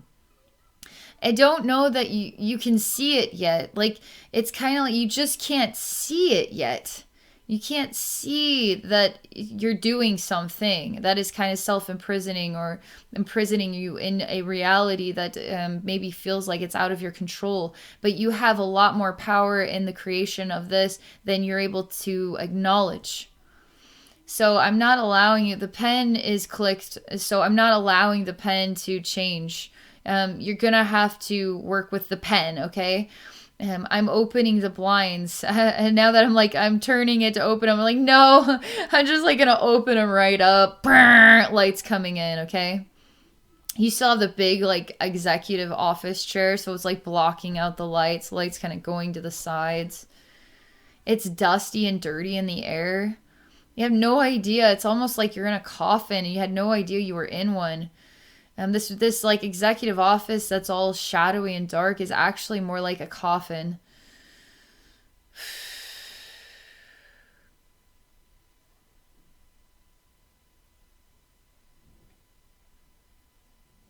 So I'm changing your language from I don't like this to I like this. This feels good to me. This feels right to me. I have the power to make a change. The change is in the pen. The change is in the palm of my hand. I'm ready to see what I can change. I'm ready to see where what I can do to make a change. I'm ready to let the light in now. I'm ready to see. Like these are kind of affirmations to jumpstart some ripples of change. I mean, this is the power of March energy right now. March is saying, Virgo, you can work with this. You can work with these energy gifts in March, and it's going to create ripples of change for you. And I mean, those of us watching that aren't Virgos, like this is also very powerful affirmations that we can work with too. We can open the window of our own energy world and let that light into our lives. We have the power in the palm of our hands, right?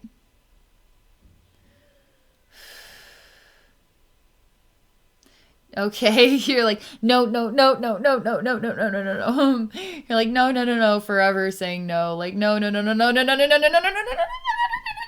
Like you're just like shoving this like paper that's appearing here on the desk. You have the pen and the pen's like glued to your hand and you're like avoiding, like, no. Like I am instantly, you have created a coffin. You are in the coffin. You've buried yourself alive and you're avoiding the power that you actually have to change everything here. I'm not going to let you do this to yourself because I'm going to help you to see yourself so you can say, oh, okay. And free yourself. Set yourself free. The pen is totally stuck. Like you can't, you have to use the pen. It's stuck in your hand. And there's a white paper that appears on the desk.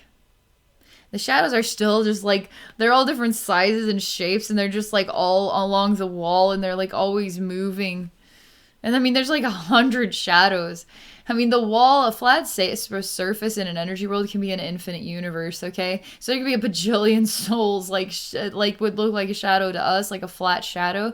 But really, they're like interdimensional, like they have shape to them. But in our dimension, they just look like shadows on the wall. I mean, there's just so much movement. And it is getting brighter in here. And it's taking time, but it is happening. And the light is welcoming, and you're wondering why you shut yourself out. And you start to cry, and you start to feel like, oh my gosh, I'm starting to remember what it's like to breathe and to feel the light. I'm starting to remember how good this can feel. Oh my gosh, thank you. Like you're starting to say thank you to God, the spirit realm. Like you're starting to say thank you for reaching you. Because there's really a benevolence here that you're wanting to work with that is your true nature. And with the light shining in and a couple of changes to force you into an awareness of your own personal power, it gives you freedom. And it's a blessing. It's like you almost needed the spirit realm or God or something to intervene to give you like an intervention so that you can come back to yourself, so you can feel a part of the light and have personal power. I mean, that's another part of this is personal power. And this is so cool because I'm seeing you, Virgo, you're stopping time. And you're standing up from the chair, which the chair doesn't want to let go of you. So you're actually glued to the chair. So when you stand up the chair, you're just like, what? This chair's like stuck to your butt. And you're like waddling around. It's kind of funny. But you making the choice to push through this is forcing the chair to let go of you. And how you're like walking upright and you're looking around and you're examining and you're starting to see how empty this room is. It's just you and a chair and a desk and a pen, now this paper and this light coming in. But the light is very, it's not very like fulfilling. I mean, there's light coming in, but it's not like, oh man, I've been in the winter and now I'm in the Florida sun or something like, oh, the beach, oh God, it feels so great on my toes. You know, it's kind of like the light is light, but it's not like super warming of the senses, but it is light, you know. But you're looking at this room, you're like, wow, how long have I been in here? It's dusty. It's got an old, like old furniture, like an attic-y type smell. There seems to be like a fake plant, in one of the corners covered in dust.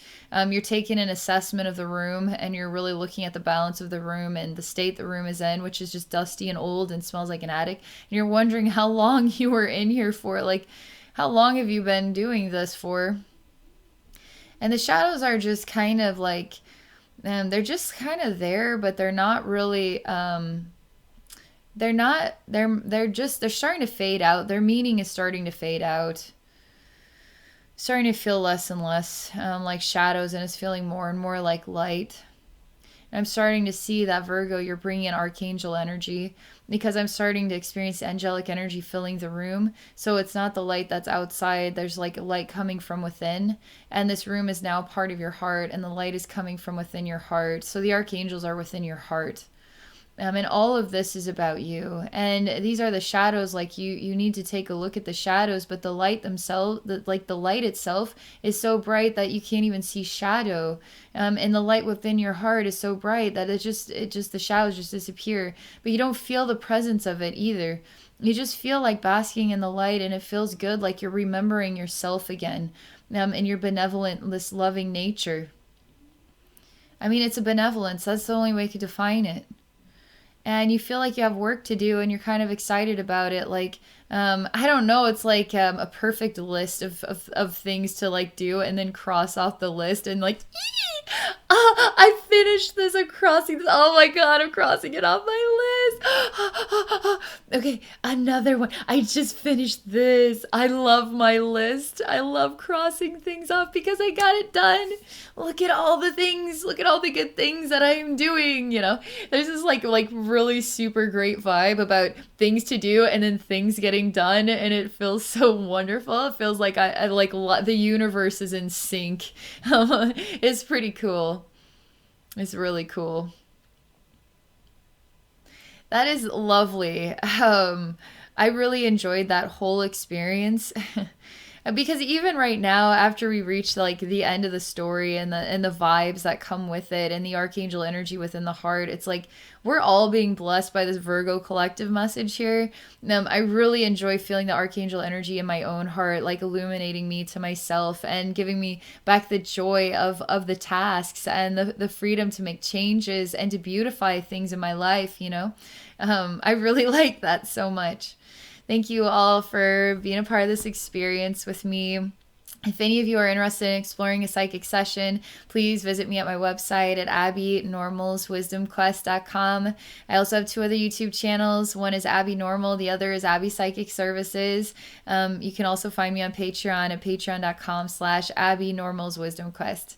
All right. Have a beautiful rest of your day. Have a wonderful rest of your March. Hi, everybody. I'm doing a zodiac energy reading for Libra for the month of March. I'm going to be tuning into the Libra Collective and sharing a mini message with wisdom and healing. So this is going to be for Libras, but anybody else, it doesn't matter your zodiac sign. We're all a part of each other. So I guarantee there's something we're all going to learn and have an amazing takeaway from this. So I'm going to relax and get tuned in, and let's see what the Libra message is for March. Okay, here we go.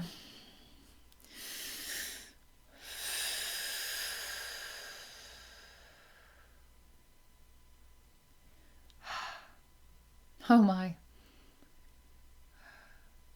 I don't know what to make of it right now. It's sensory. It's I don't feel like I need to move about because I feel a bit blessed. Like there's energy flowing and circulating through my arms, my shoulders, my head, my neck, my chest. Like my body feels like there's energy flowing, and it's very pleasant. So I'm just paying attention to the energy flowing within me and around me. Like it's kind of like experiencing Libra's energy. Like I'm feeling like I'm in the flow of this beautiful energy, and I just don't want to disconnect from it. Like I want to feel it. I want to feel my own energy flow. And there's so much important information flowing through here. It may not be understood by the conscious mind, but I will say that it would be understood as love. It just be understood as pure love. and flowing through the veins, flowing through your heart. And it's a physical sensation. It's an energy sensation. It's got a dense human side. It's got like a soul side to it. So it's kind of interdimensional in that way. And it's working with psychic senses. I mean, it literally is, because I see, Libra, you're kind of like tuning in. You're really paying attention. You're really feeling this. You're really asking the question, like, show me what this means. Reveal more to me. Help guide me like through this like beautiful meaning. Oh man, you are really tapped into the spirit realm. It just feels like, I mean, this is really, there aren't any, like the veil is sort of like really thin right now for Libra in March. Like it's really giving you access to your guides and direction and inspirations that are going to really help you. I mean, you really feel like you can access the spirit realm in March. You really do. And for those who aren't Libras, like, let's just say it, I have access to the spirit realm in March. Like I can feel the presence of my guides. I can feel the presence of my higher self. I can feel the presence of my angels. Like it's really good to acknowledge and even state that out loud, like an affirmation. Libra, I can feel that like you have access. It's really incredible. It's beautiful. Huh. Well, okay. Okay. There's some resistance here. There's like some avoidance happening here.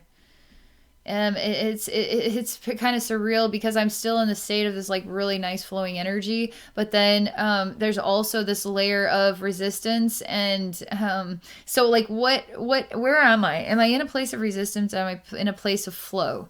The flow is so joyful and delightful. Like I just avoid the relationship with resistance. Even if resistance is taking place, I don't want to think about it or feel it or participate in. I just want to feel this flow. I just want to feel this because it's about love. Like I really feel the love in this. These two energies are gonna have to merge. Okay, so the resistance and then the flow. This has to come together because you can't live in two separate experiences at the same time and feel balanced, because you're gonna feel like separated from yourself, or you're avoiding. You got to feel in the oneness. Okay. You really don't want. I mean, it's almost like you at some point in the timeline, in this life, or even in another life, like there is a definite separation that has taken place. It's almost like you gave yourself a boost. So part of you went through a traumatizing experience, or you've been going through it, and you separated from that part of your soul or that part of yourself, and you just set that self aside. So that way you can be more of the positive energy side of who you are. And now it's time for that part to come back to you. It's time for that vulnerable side that you had to separate from so you could cope, so you can move through life and be all that you are, because you didn't choose to feel the burden of that energy. It was too derailing. It was too difficult. It was too distracting. It wasn't giving you the freedom to be you. So you took a break from it. You separated that energy out there. Now that energy is ready to come back, and it's time for that to flow through you because you're full of love. And in a way, that energy of love is pulling this energy back, so it too can receive the love. It too can be free. It too can heal as you are healing. Okay. So there is resistance for that part to come back. And it does feel like, no, I don't want that. I don't want it to come back because I don't want to remember. I don't want to go there. I don't want to be derailed by it potentially. It might be too hard because it brings up a whole can of worms. Okay, there's literally like we're bringing up a whole can of worms here. We're tapping into the ugly. We're tapping into the gross stuff. And it just, I don't want the worms inside me now. Like I don't want it coming back. Like I just don't. I just want to feel this good stuff, okay? But the good vibes are calling the can of worms vibes to come back, to heal, and the good vibes, and to resolve all this so you can be whole. Because it feels like some sort of separation took place, and we're bringing that part of you back. So the Libra collective, that like you're working on becoming whole in this month of March. Like you're pulling in parts of your soul from other timelines, other places, even from this life. These parts are coming back because there's something brighter about you. So when you get brighter, you're actually healing a lot of the darker stuff, which is making you feel more whole and making you even brighter than before. So everything's good here, right? Even if it feels not good, it is all very, very good. Okay, let's see what comes next. Oh, wow, I'm surprised. Okay, a little inner child voice. And the little child is like really clutching a teddy bear and like really like scared and insecure and like I want my mommy. I want my mommy. Like is saying it just like that.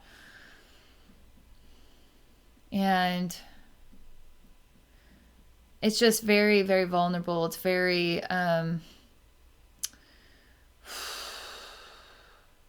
it doesn't have any personal power. It's like it's lost its personal power. This is part of that resistance. This is part of that can of worms, okay? And it might make you feel powerless as well as you're starting to bring this part of your soul back. As it comes back to you, it may make you feel powerless. It may make you feel derailed. So, like, let's work through this, okay? Let's work through this.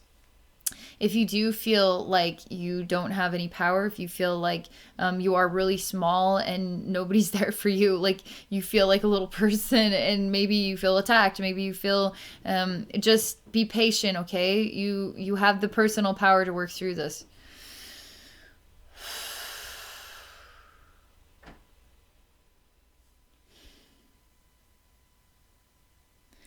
So I want to tell you if there's an experience where you feel like this, okay? A child and you're alone, you're struggling, you need help, help isn't there, or help is out of reach, or you're not really sure this help is can actually help you. And you're going to have to rely on yourself and it's going to feel kind of dark and scary road all on your own. But actually what this is you're just merging with unresolved energy. You're just merging with unresolved energy and you're bringing your power back like you literally are. And so if anything makes you feel powerless in your life, what's actually going on is you're reclaiming an aspect of your soul or aspects of your soul, and you're working through those vulnerable energies. And as you work through those and you're shown through actions or experiences that are going to take place in March, or even in the coming months, it's going to bring you your personal power back. I mean, it feels like a really extraordinary blessing, a really beautiful gift. It might take a little bit of just trusting in the process and letting things be what they need to be, and just going with the flow. But that energy of love is just flowing through your veins at the exact same time, and you can believe in yourself, okay? So I'm coming to this little inner child and I'm saying, you have what it takes. Hmm. And the inner child just wants someone to hold, just wants a mother figure, just wants I mean literally a motherly energy, nurture, and runs to nurture, clings to nurture. And so I hold your little inner child self and I become that motherly figure. And I tell you everything's going to be okay. I tell you you're protected. I tell you you're safe.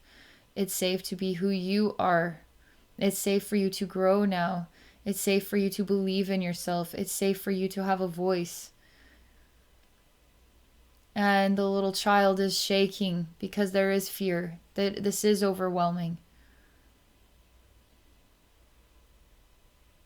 And so it's sort of very motherly, like rocking, patting on the back, creating shush noise, like shh, it's okay, like noises that can be comforting for a little child.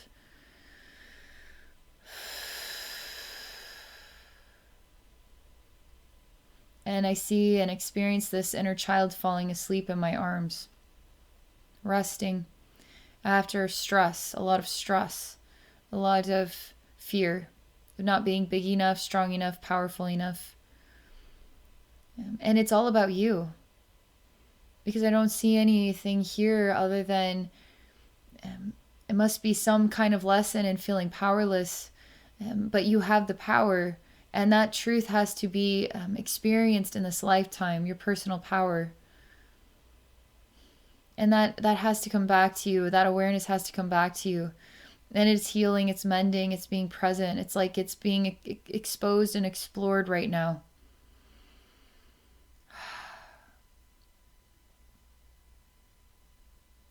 So I continue to hold this little child and And when the time is right, I place the child energy within your heart, where it is safe, where the love is flowing in, where you feel connected with the divine energy, the love of all kind of thing. And you start to feel more like yourself. You start to feel more true to who you are. And you feel proud of yourself.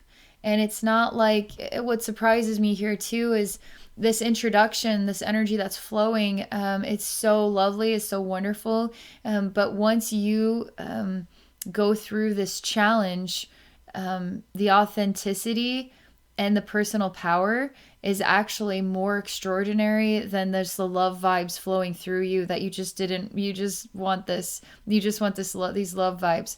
But that personal power and you growing here through these lessons and experiences is actually more authentically awesome than the awesomeness of the love flow, okay? Because your personal power is freaking awesome.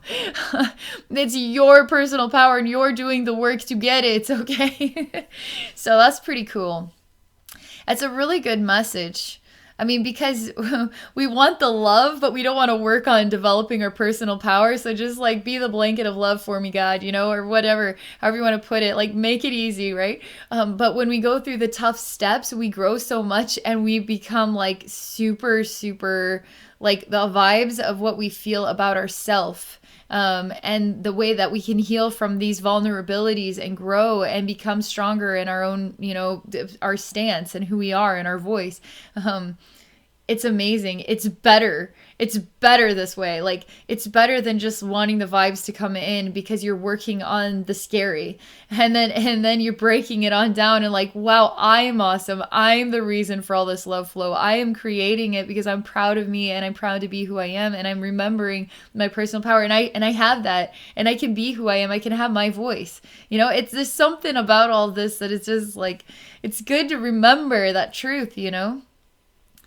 That the joy, the real joy of living comes when we face our fear and we do it. And we're like, and then we just say we did it, you know, and then we're feeling $1 million. That's real joy. I mean, that's a real awesome feeling. Not just because I had a great meditation, it was really soothing and relaxing, like facing your fear, the scary thing that you've been avoiding for several years or whatever, bringing parts of your soul back that are super vulnerable and working through that energy. Now that's really awesome. You know, that's really an awesome feeling. Because you did it. You did the work, you know? All right. So that's the message. That's a Libra collective message. Thank you all so much for watching and exploring this experience with me. If any of you are interested in exploring a psychic session with me, come visit me at my website at abbeynormalswisdomquest.com. I have 2 other YouTube channels, so you can check me out at Abbey Normal and Abbey Psychic Services. I'm also on Patreon at patreon.com/abbeynormalswisdomquest. Have a great day, everybody. Have a wonderful rest of your March.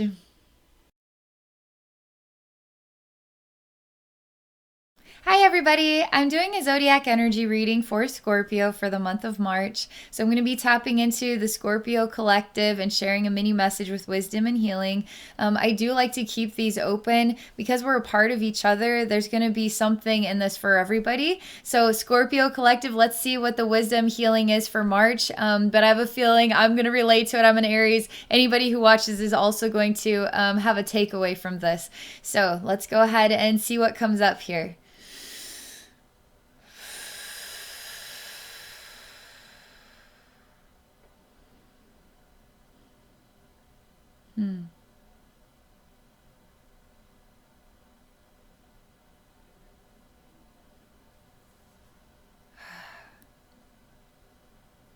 It's very quiet. I mean, there's an experience that I'm having. It's kind of like I'm slowly moving through the dark, and there's something gentle about it. There's something not rushed. It's kind of like I'm gravitating toward the light at the end of the tunnel, even if I can't see that light yet. But I feel like something inside myself that it's just guiding me through this time. There's not much in the way of the mind trying to decide what to do and how to create a plan and work through that plan. It's more like letting the inspiration guide you. I'm going to go more into the image because I'm going to really allow myself to feel it.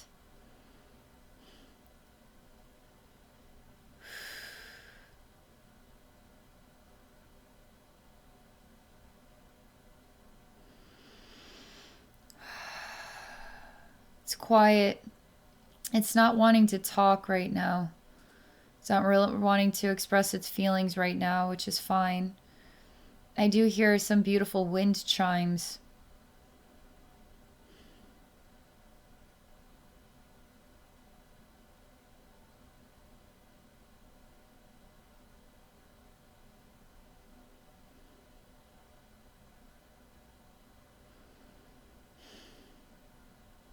What is this about?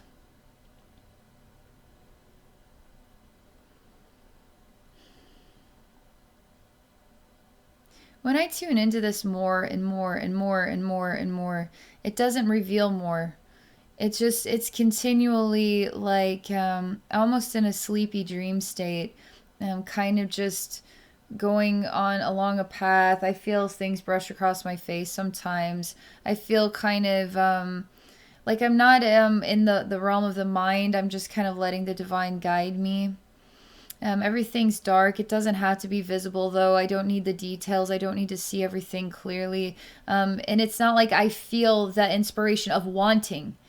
I don't want. It doesn't matter if it is like this. I just kind of a dreamy, sleepy state as I'm moving through the dark.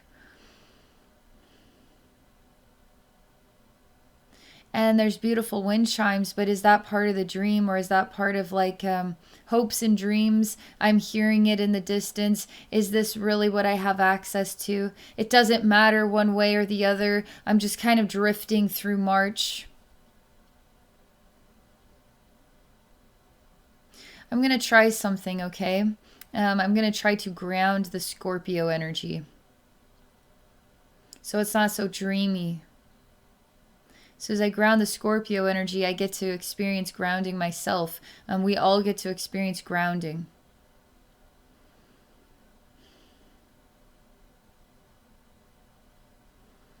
Oh, weird. Okay, the question is, where is Scorpio? Where is Scorpio? So when I take the expression of Scorpio and then I take Scorpio energy and I ground it, it's just like, I had you in my hands. Where'd you go? Where'd you go? Where's Scorpio? Maybe this is a time for just reflection, meditation, and maybe even being a bit distant and non-responsive. Maybe not... I mean, it doesn't feel like the animated human experience. It feels like sleepier, dreamier, just going with wherever I'm going. I'm not even asking for things that I want. I'm not even evaluating what I don't have or what I do have. I'm trying to ground Scorpio, see, so that we can have clarity, so we can have a collectedness. But maybe it's not appropriate. Maybe right now the best energies for Scorpio to be processing is just allowing things to just be whatever they are. But Scorpio seems to be just doing that naturally, instinctively.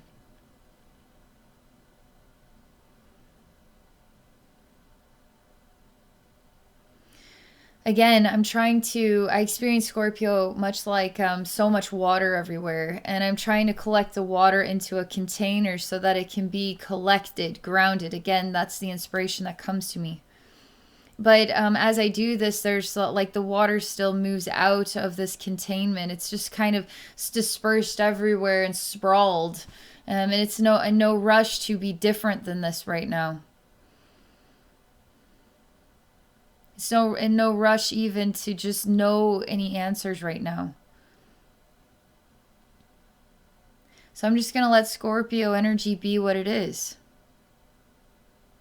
Just let it be a sprawled out pond, lake. I mean, it's just like it's sprawled everywhere. It's not even like in a perfect, cute little like circle shape or kind of circle. And then, it's just like sprawled everywhere.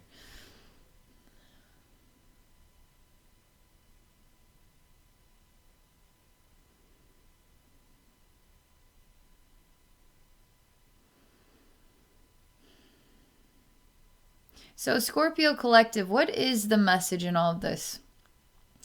So I'm experiencing the energy. The energy is like this. Scorpio March energy is like this.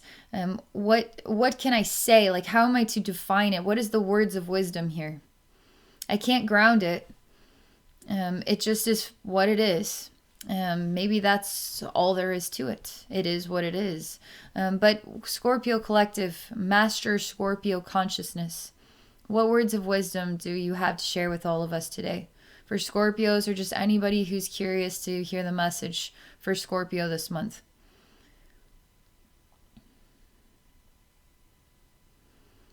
Okay, this really changes things. I feel instantaneously full of breath. And then as I'm full of breath, I'm being like, something about my energy goes like a rocket, like really quickly blasting off out of the ground.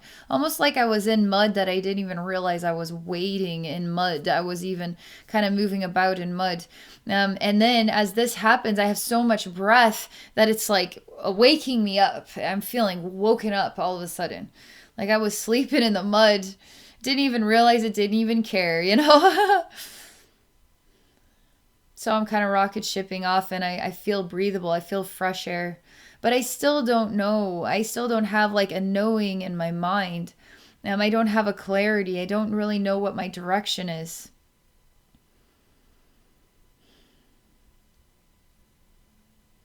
I still feel blinded. I'm not even bothered by that. Like, usually we're trying to see, but here I can't see anything, and it's like, whatever. Like, I don't care what I have to see. I don't even know where I'm going. I'm just going, and I can breathe now. And I guess I was in mud. I didn't even know I was in mud. Didn't even care that I was in mud, and now I'm kind of going in a direction, and that feels good, and I can breathe. But it doesn't really matter. Like, so it's just kind of very nonchalant, very whatever like happens next. I'm just letting things be right now. All right, well, I'm going to channel some wisdom now. I've read the energy. The energy's like this. Even this rocket ship blasting off is also part of the Scorpio energy for March. It's a bit mysterious, you know? But sometimes we want things and sometimes we don't need anything. We just want to sprawl, you know? And that's also as absorbing insight and information. It's just like going right underneath our noses. We're just maybe in a rest state. We need times of rest too. Maybe this month of March might be more of a time of rest for Scorpio. It just doesn't feel like there's a lot of building blocks or starting a fresh new project, or it's more just kind of waiting in a way and being okay with that. All right, channeled wisdom. I'm just going to hang in there for 2 more minutes.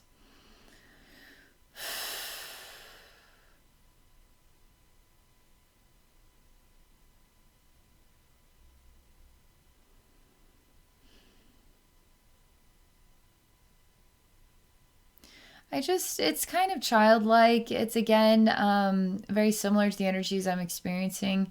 Um, I feel like a kid and I'm just mesmerized by whatever I'm doing. I'm kind of in my own fantasy world playing with toys.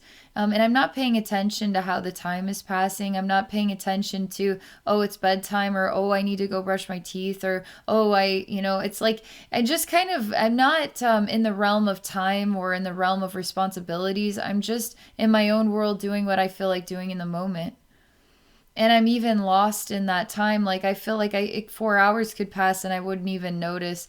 I wouldn't even notice if I was hungry or not, that I missed lunch or anything. I'm just really focused on just whatever this is I'm doing, which is kind of like being immersed in my toys and playing a game.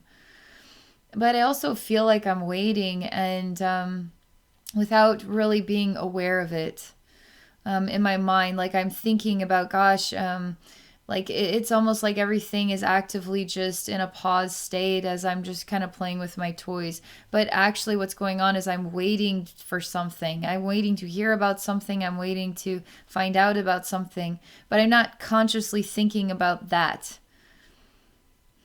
There's something deep down inside in the Scorpio that it feels like it's just going to go through the motions and it's going to be fine with that and it's going to be engaged, but it's not really there's something like a missing link here, a missing step that is being absorbed through just letting life flow for March. And maybe the ball will be rolling or things will be more articulate in April. It doesn't matter though if it's articulate or not right now. In a way, it feels nice to just sprawl. It feels nice to just play with toys and not worry about mom or dad, or not worry about what, my test in school tomorrow, or not worry about, just play with my toys right now. Because that gives me some kind of vitality and I like it. And in a way, that's kind of the child's version of the adult's version of just sprawling. The child plays with toys. The adult's like, I'm sprawling. I need time. Okay. Well, there you go. That was a mysterious message. I understand it. I just want more. I want more in-depth information, but that's as deep as it's going to go. I hope you guys enjoyed this. Thank you so much for watching. If any of you are interested in exploring a psychic session with me, please visit me at my website at abbeynormalswisdomquest.com. You can also find me at 2 other YouTube channels, Abbey Psychic Services and Abbey Normal. I'm also on Patreon at patreon.com/abbeynormalswisdomquest. All right, have a great day. Have a wonderful March, everybody.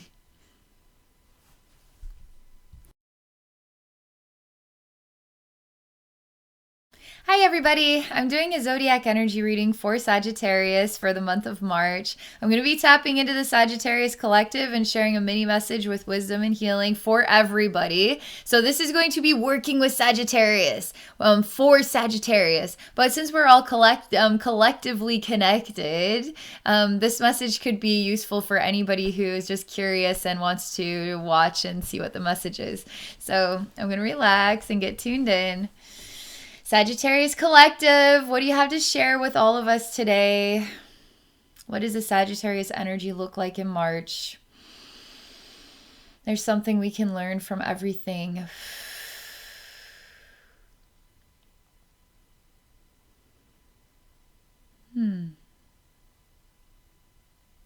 Well, it's fuzzy.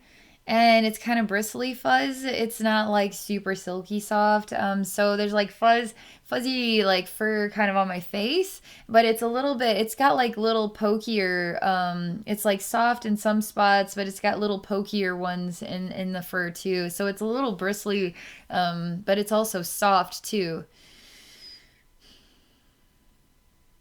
And it's kind of I'm starting to feel it more on my face, and it's getting a little bit more scratchy. And I don't like it, and I feel also like I'm waking up and I'm kind of pushing this like out of the way, but it won't go away.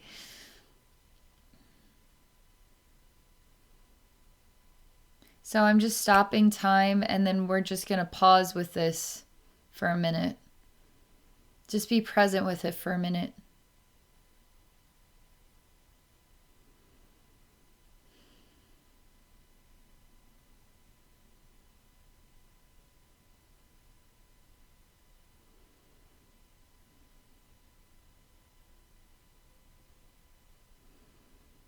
It's very weird. It's getting even more scratchy.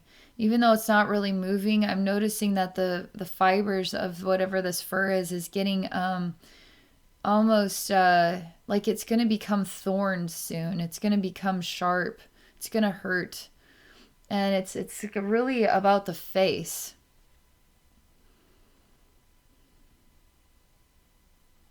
So I'm going to separate the fur from the face, and then we're going to take a look at 2 different sides of the story, okay? It's not easy to do this. It's not easy to separate it. And this problem is going to be blocking your ability to see. It's going to be blocking your third eye, your ability to see, and your ability to even speak up for yourself. I just keep thinking of somebody sitting and crushing somebody's face. Like they're literally a big butt on someone's face, and they're just crushing this person underneath them. It's kind of cartoony. It's like kind of a silly image, but it's serious because it's painful and it's suffocating. And what the heck? get off of, get your big butt off my face. It's funny, but it's actually, I'm in the mortifying experience of it. It's like it's terrible. You feel like your head is a rock that is actually under like a rock crusher, like the weight of something that's breaking even this rock down. And you can't get out from underneath it. You can't get this off. You can't and it keeps blocking your third eye, your eyes, human eyes, your mouth, your ability to even breathe.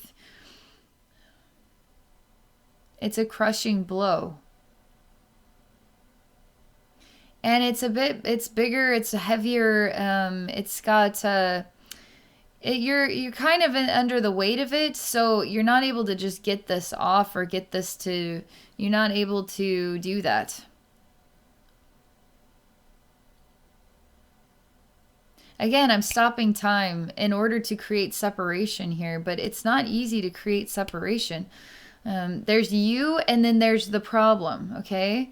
We need to create separation between you and the problem, because the problem is all of a sudden like scratching up and down your face, is now a big butt sitting and crushing your head, and I'm seeing like a big rock boulder that's breaking into pieces and you can't get out from underneath it.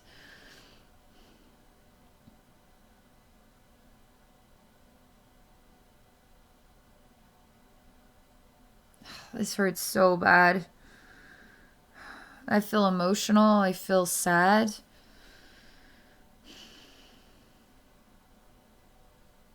You know what? The most peculiar part of this message is I'm wondering how consciously aware of this problem that Sagittarius really is. Because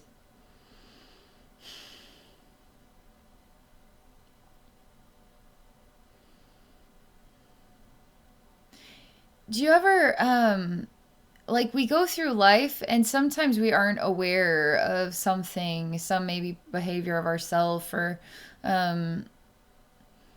we are not aware of maybe even the behaviors of like maybe we just aren't aware of something that we need to be aware of, that needs to be so in our face, that needs to be crushing our head in order to see it. It's like a wake up call. Like there needs to be a wake up moment where this is even disorienting, it's overwhelming, it's a disaster, it's a nightmare, because it needs to get this loud in order for it to be acknowledged, in order for it to become like there's an awareness about it now that's so freaking loud that it cannot be denied.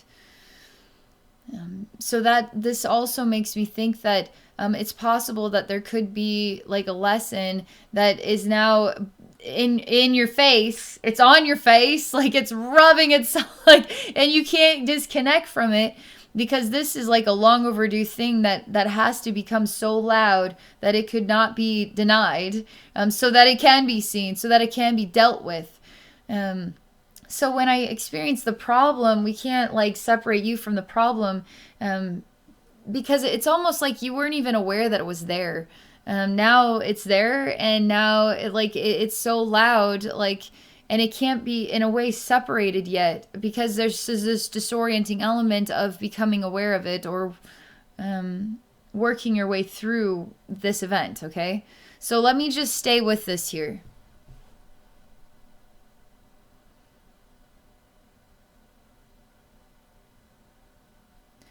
All right, so I'm going to start from the beginning, and I'm going to rip this off. And it rips the very skin off your face. This fur does. It's like glued onto your skin. And so I rip it off, and you have, like, it's pretty disturbing face that has no skin, or it has some skin, but it's all red, and it just looks terrible. And then I have this, like, fur thing that's covered in glue, and then skin, like... so I'm holding this, and then there's a face here.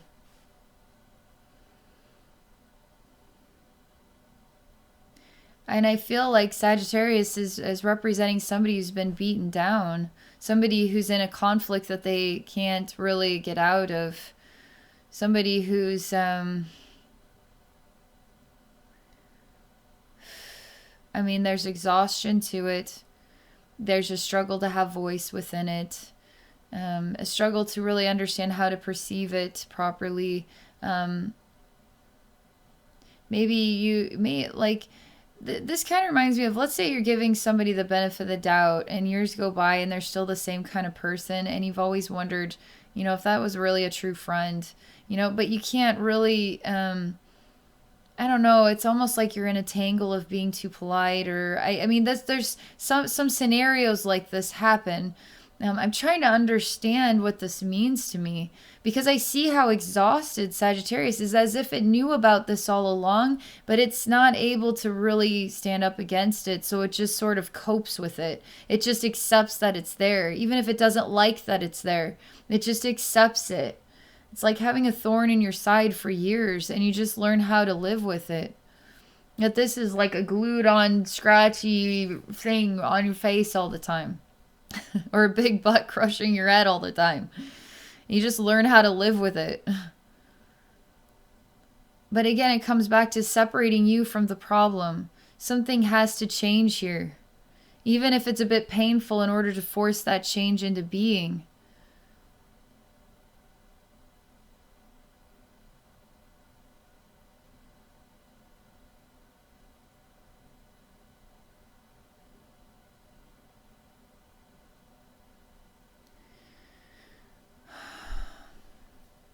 All right, I've been doing energy work here for this whole time. That the next thing, like, there's the heart is affected, the back of the mind, above the head, like the mental body is affected. I feel like all the chakras are affected. It's almost like there's it has to do with feeling very damaged in a way, and not being able to, like, being to a point where you can't really, you're too, like, out of breath, you're too out of energy to do anything about it, which means then you're damaged, you're worn out, you're at the end of the rope, like you're collapsed. So if you're collapsed, I mean, you're just gonna have to just, I guess, live with it. But that's not the way the energy is. The energy isn't saying that at all. The energy is almost going to give you tools to work with in order to get you, get things to change.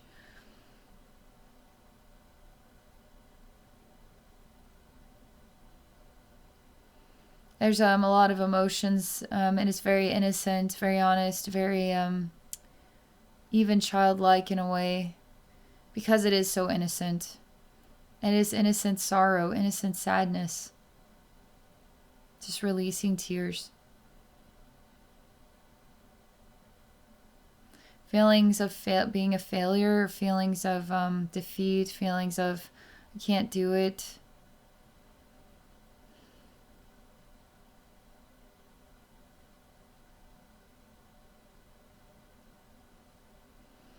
Creating energy, oxygen, breathability.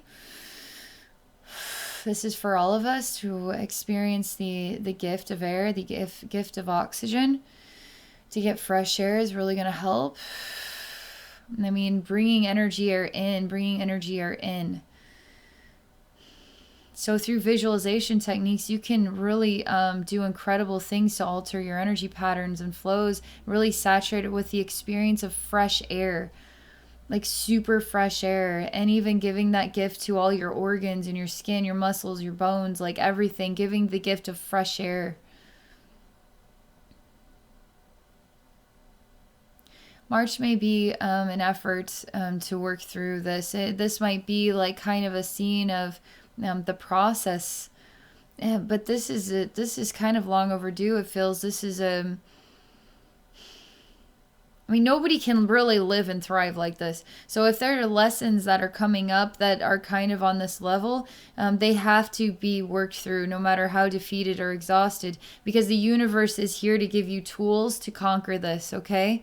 Give you tools to come back to yourself, to separate from the problem, but to work through whatever this is that has to be worked through. But breathability is going to help clear your mind. It's going to help your body processes. It's going to help you get a better night's sleep. It's going to help you feel refreshed and renewed. It's going to help big time. Even thinking about, I'm opening my energy field up for fresh air. I can feel the breath of fresh air inside myself and around myself, above, below, within, you know, in all sacred directions. I feel the gift of fresh air in all of my chakras. Feel the gift of fresh air within all my organs, within my muscles, my bones, my skin. I feel the gift of fresh air. You can say these things and you can visualize or experience fresh air in your mind, in your emotions, in your memory. And then you can use that as a tool to bring that energy into yourself. Attract more room for time to breathe, more room for time to refresh, to experience the power of oxygen, the power of air, the element of air. And saying these types of things does manifest. It does manifest. I want this to have some brighter tones to it. Spring obviously is part of March. But it does feel like Sagittarius energy is saying for March, like it's going to be like working through this process and working with air and breathability. Affirmations about the element of air can assist in this as well. But the universe is giving you the tools you need, okay? It's giving you the tools you need. So if you do feel a bit defeated, like open the door, even visualize a door opening, and the universe is manifesting. And I'm starting to see the concept of tools. Here's a wrench, here's a hammer, you know, and these tools represent tools that actually are opportunities here in our physical plane, things that are going to help work your way working through these issues, these lessons. Okay, so that's the message, the Sagittarius message. Thank you all so much for watching. It's always fun to see what every zodiac sign has to share about each month. And I can relate to every single message I ever experience. And it's all human, you know? All right, thank you again so much. If any of you are interested in exploring a psychic session with me, please visit me at my website at abbeynormalswisdomquest.com. I also have 2 other YouTube channels, so you can check me out at Abbey Normal and Abbey Psychic Services. I'm also on Patreon at patreon.com/abbeynormalswisdomquest. Have a great day. Have a wonderful March, everybody. Hi, everybody. I'm going to be tapping into the Ophiuchus Collective now. If you're wondering if you're an Ophiuchus or not, you're going to have to follow your heart on that, okay? So I'm not tapping into dates and times. I'm tapping into energy. So I'm going to be tapping into the energy of Ophiuchus Collective and sharing a message of wisdom and healing for everybody. Those who would be defined as Ophiuchus or those who aren't. Because this is wisdom and healing, it's going to be good for everybody, all the zodiac signs. But I'm tapping into Ophiuchus Collective energy specifically. So I'm going to go ahead and relax and see what the wisdom healing is for Ophiuchus for March, but also for everybody. Okay.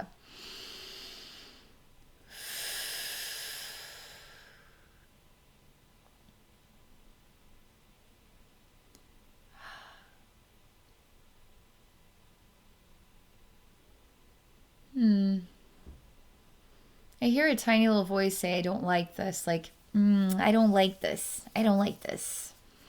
It's kind of interesting because I see this image of it's a white tiger. But there's something odd about it. Almost like, is it a white tiger or is it a lion? It's definitely a white tiger. It's almost like the face it doesn't really know what its true identity is. It has a face forward, but it feels like it could change its face forward. It could shift. This white tiger face also looks very thin and dry.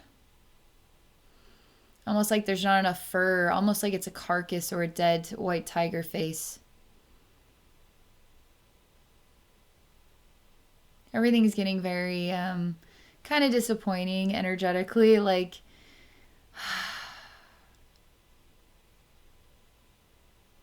kind of feel sad. It's very quiet.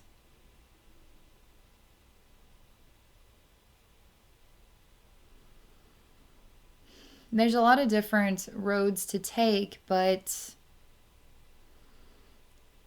there's kind of a lack of desire to make a choice in a direction right now. And I feel a stillness, and the stillness is kind of connected with something that feels more like sadness. Sadness that creates stillness. Not, I'm going into my daily meditation now, and I'm excited for this. It's more like I feel still because I just feel kind of sad. We don't really feel active and alive when we feel sad. We feel kind of distant.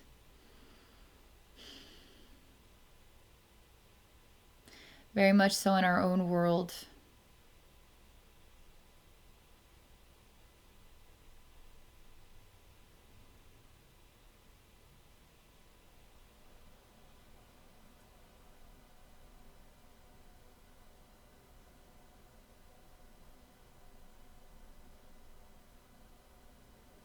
Right now, I'm just in the midst of what this feels like. It's silent, it's still. It's kind of like I'm in an orb of just kind of shadow in a way.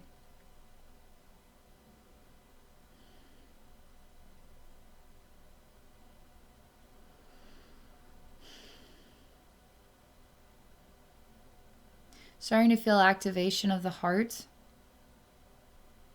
It's not much turning in the mind.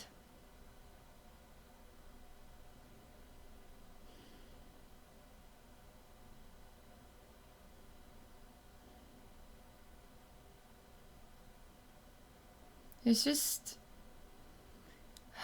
it just feels like when life isn't going in the direction you want it to, it's not just like an instantaneous reaction to like life sucks. It's more like I'm tired because it's been like this for a really long time, and what else am I supposed to do? So I'm just going to I guess, be sad and still about it because I feel kind of like I've died in the process of going through this lesson. So there's no real empowered way about it. There's no new ideas. It's all kind of exasperated, like it's run out of breath. So now it just is this, you know. I'm trying to help Ophiuchus gain a new sense of positivity, a new sense like there's so many different, like, you don't go to a library and find one book. You go to a library and you find so many books, right? So there's so many ideas, so many different ways we can approach anything. Things that we never even thought of, ideas that have never come to us before. It's really good to open our hearts to the possibilities we haven't even been able to conceive of as of yet. So I'm telling Ophiuchus, let's open up to the possibilities. Like let's see you. Let's visualize right now. You're walking into the library of possibilities, and the library has one book, or it's out of books today. There's nothing left. But no, this library is so full of books that like you could spend lifetimes here. There's so many different possibilities. There's so many different directions. There's so many things to learn. There's so much to discover. It's to activate a shift or a change, because Ophiuchus energy is depleted, okay? It feels depleted.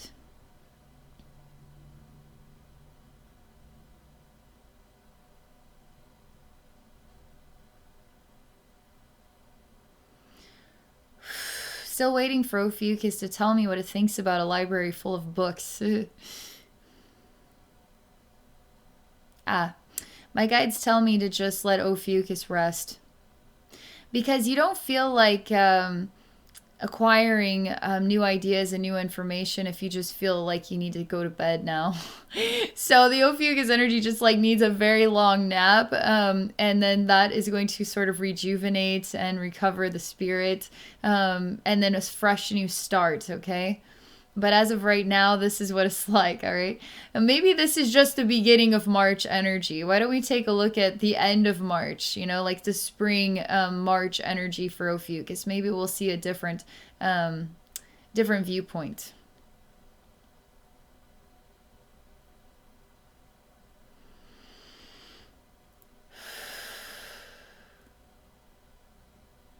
It's a hibernation state. It's a rest state.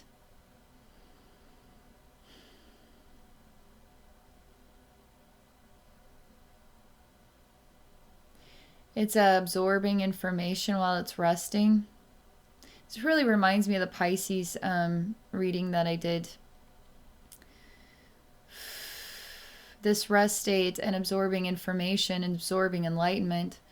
But it's not as this Ophiuchus is really that inspired energetically. Feels like it's still not passionate about life right now. Not there yet, but it is receiving information. It's receiving downloads during this rest phase.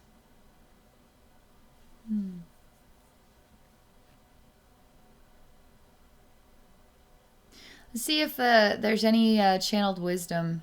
Not just tapping into the energies and experiencing what that looks like and what that feels like, but maybe just some channeled wisdom.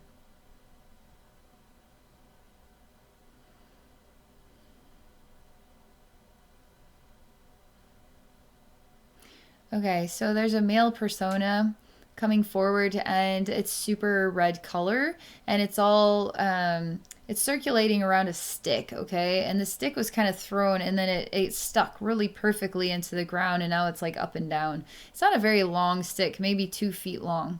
And it has like a red ribbon really tightly wrapped around it.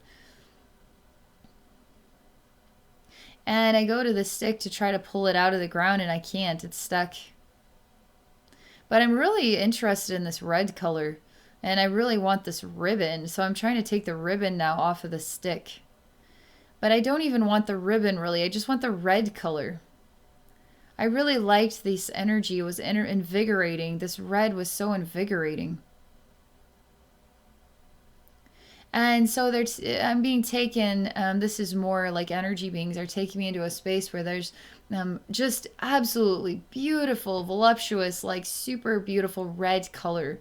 And it's just all this energy, and it's very activating of the senses. It's very, like, I feel excited. I feel activated by this red color. I feel like I'm receiving guidance. I'm receiving rehabilitation. And I'm inhaling and exhaling it. I'm wearing it as my clothing. I feel loved by it. I feel like really into it, really into this. It's really brightening my spirit. Now there's a feminine energy inside the red. And she's opening up to me. Like she was kind of curled into like a coil, like a snake would, but she's kind of opening up the coil, and she's unraveling herself, like she's opening up to me inside the red.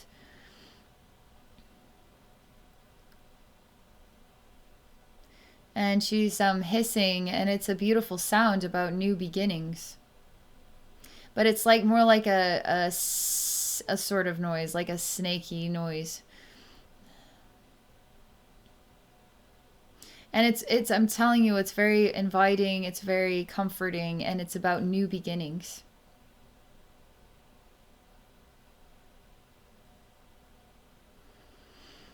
And I see the woman and the man are separated from each other. And she remains in her red color, and he is drawing her closer to him. But there's something about the energies of the heart this month of March. And the work that we must do, even as individuals, to come closer to our companions. We have to do individual work this month to come closer to our companions. So as we work on ourselves, we're able to create an abundantly more connected relationship. And they both start to glow bright when they see each other, and they choose to be strong for each other by working through the strength it takes to get through their own lessons. And they do this as a gift to one another. She also shows me a dog that is barking, a dog that is sniffing, a dog that is running. A dog that is doing a dog's day-to-day life. And it's very excited and it's very embracing of enjoying life and having fun and smelling and running and investigating and playing and protecting. And this energy is really to revitalize the senses of Ophiuchus, but all those others who are watching, to revitalize your senses too. Through images of a dog being a dog, and it's a happy dog, right? Images like these can be very invigorating for us as well. When we think about those types of energies, it's like a negative person can make you feel more negative. A positive person can make you feel more positive. So seeing like a super happy dog can have its way of like making you feel happy too. So all right, this is the Ophiuchus message. I hope you guys enjoyed this. Thank you so much for watching. If any of you are interested in exploring a psychic session with me, please come visit me at my website at abbeynormalswisdomquest.com. I'm also on Patreon at patreon.com/abbeynormalswisdomquest. Have a great day. Have a wonderful March, everybody. Hi everybody, I'm doing a zodiac energy reading for Capricorns for the month of March. I'm going to relax and get tuned into the collective energies and see what the wisdom and the healing is. Okay, here we go. Capricorn.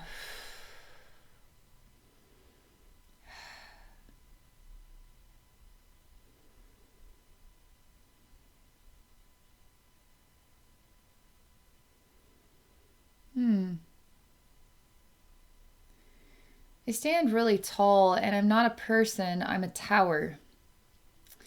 I experience myself as a very tall tower, like something Rapunzel would live inside of.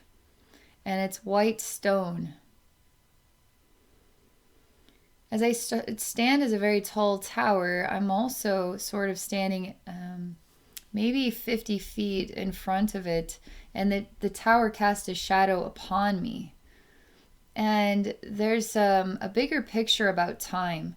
Like if I were the eyes of God, for instance, I could look down and I would see this tower as sort of like a point on a clock, and that the shadow that's cast upon this person, that is me here, would sort of, I would be standing and representing some sort of hour on the clock, okay? This really massive clock. So the shadow is cast upon Capricorn, okay? This is about time. Okay, so from the ground perspective, we can see a tower, we could see a shadow, we could see the world around us. But from the bigger picture, we can see things in ways that we never would have perceived it like that, okay?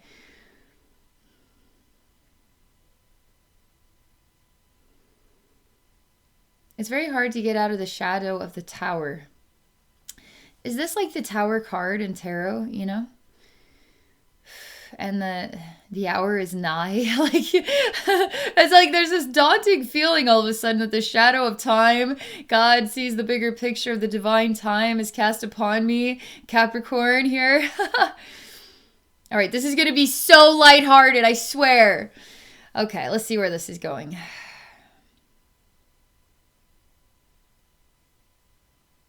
Okay, so I have to walk the path of the shadow. I have to walk the path of the hour. And so I'm walking on this dark shadow towards the center, towards the tower. And I feel defeated, completely defeated. I have to somehow climb this tower. There's no door into it. I have to climb it. And I don't have any tools. Like, it's very smooth. I feel like I have to accomplish something that's just not... it's not feasible. It's not possible. But wait a second. An idea is coming to me. My first experience was that I was the tower. So I'm going to project my energy into the tower again. Simultaneously, I see a person represents Capricorn standing at the ground level trying to figure out how to climb this tower to get into the room at the top. And I become the tower.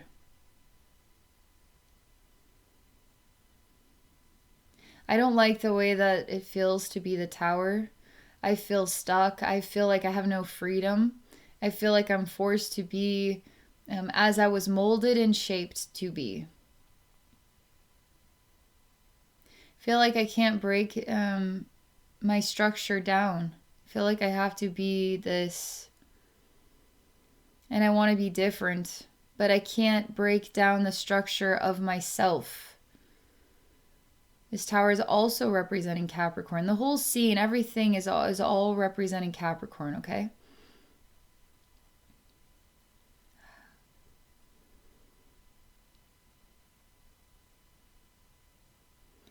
So again, there's a feeling of defeat. How do I climb the tower? I can't.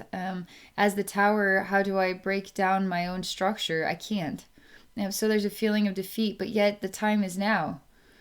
The shadow is cast upon Capricorn. Capricorn walks the path of the shadow to try to accomplish something that is technically impossible, okay? That's what it all feels like. It's impossible.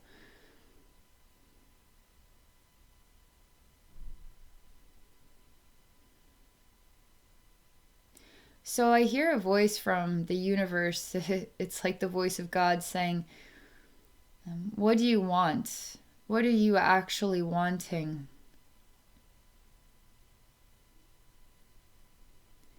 And I see Capricorn point at the window of the tower. I want to go inside the tower.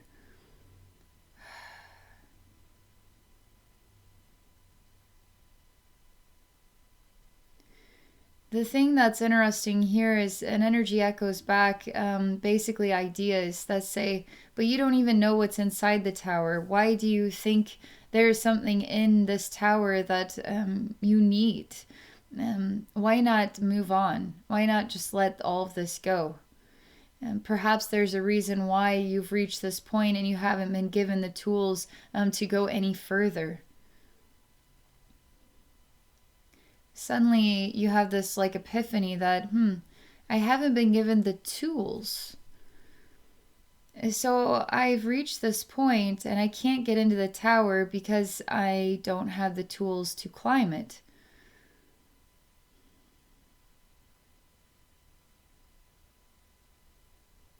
And the tower, when I'm projected into the tower again to explore the same concept, it's more like having to accept that you are the way that you are and to embrace yourself as you are and to love all the little nuances that make you exactly this one-of-a-kind tower.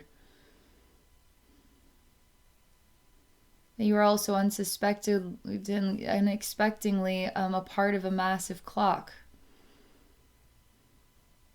So there's more to you than you can even perceive in yourself. And if you're meant to be a tower, then you are meant to be a tower. There's some really beautiful epiphanies happening here.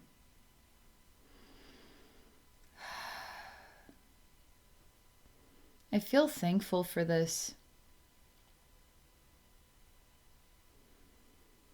What felt intimidating, what felt like a nerve-wracking calling, like I gotta face something that's gonna feel impossible, kind of circulates around as this is just part of the next step, was just simply walking towards the tower, only to realize the next step is you don't have the tools to climb it. So you're not meant to climb the tower right now. There's really nothing daunting about this. It's actually a lot more peaceful and more relaxed than it appeared. You're sort of working our way into something very nervous about everything, only to find our way to realize it's okay.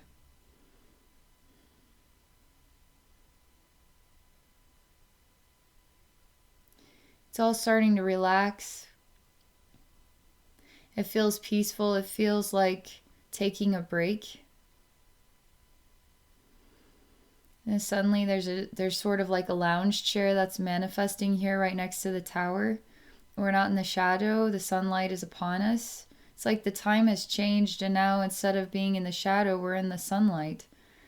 And there's a need to like be in the sun, really soak up the sun.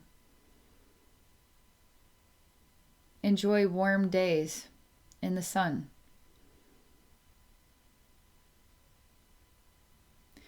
I do see that there's kind of like a goal that Capricorn has, like to get inside this tower is a goal.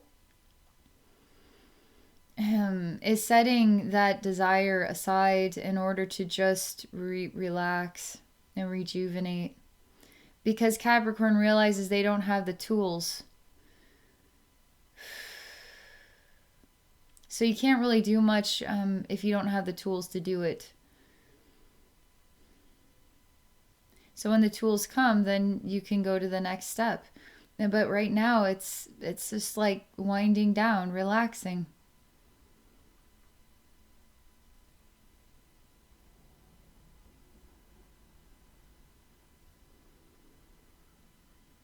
You start to see even more time pass, and the tower has crumbled. It's just a pile of old bricks and dust. Like it doesn't carry what it once was. Like it's not even standing at all. It must have been a big wind or time just broke it down, weathered it. And the tower actually likes being different, even if it is a pile of rubble. It likes that it could be this. It doesn't have to stand tall and strong and in a way invincible. Like nobody can ever climb it. Nobody can ever see what's in its room. It can't move. It can't be anything else but a tower. But time changes everything, even its own structure. Even as a pile of rubble, it is new and different. So is it old or is it just different?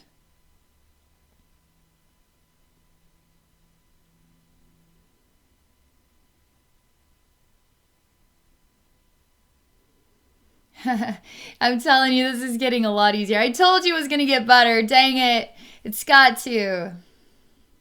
It feels easy. It feels almost like if there's anything difficult, there's always an easy perspective that will wind things down and help it feel more relaxed. There's a lot of love in the air here, too. As in feeling the warm sunshine, feeling the sunlight, relaxation, love of oneself, even as the pile of rubble. The change is really nice. Choosing to face that shadowy path, only to learn a very simple lesson that, well, I don't have the tools, that I can't climb it. Not because I'm defeated, but because I simply can't. There's nothing here about defeat. It's just a misinterpretation of the situation. And time changes everything. That's another part of the message. I really like this. I really feel these zodiac energy readings. I mean, anybody could watch these and relate. Like I really relate to this Capricorn message. There's the vulnerable side of being human. Even as the tower, there's human aspects to that experience. But it's surprising how simple sometimes the most powerful messages can be and how those can reach us. And the next thing you know, you're just on a lounge chair catching the sun, the rays of the sun. I feel peaceful after this. Thank you all so much for watching and exploring this with me. If any of you are interested in working with me one-on-one for a psychic session, you can come visit me at my website at abbeynormalswisdomquest.com. I'm also on Patreon at patreon.com/abbeynormalswisdomquest. Have a great day. Have a wonderful March, everybody. Hi, everybody. I'm doing a zodiac energy reading for Aquarius for the month of March. I'm going to relax here and get tuned in, and let's see what the wisdom and the healing is for you. Okay.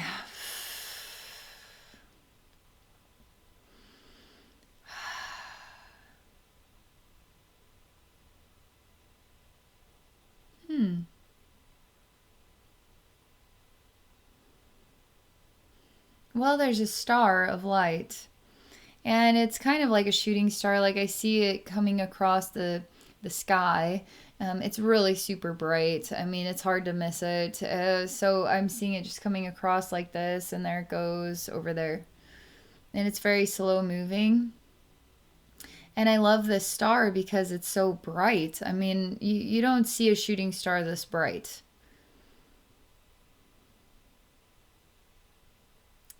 Here it comes, there it goes. That's the next experience. Seeing opportunities that you can't have access to, or you get a glimmer of an experience with that event, but you can't actually, I mean, it's just a short-lived thing. And now I see the star within the Aquarius heart is dimming. And there's something in the reflection here about what Aquarius has and what Aquarius doesn't have. And it feels like lack. It feels like loss. It feels like a missed opportunity.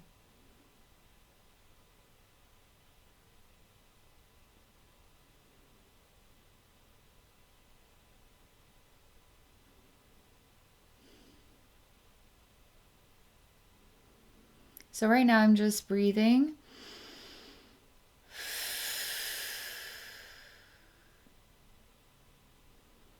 Getting lots of fresh oxygen in here.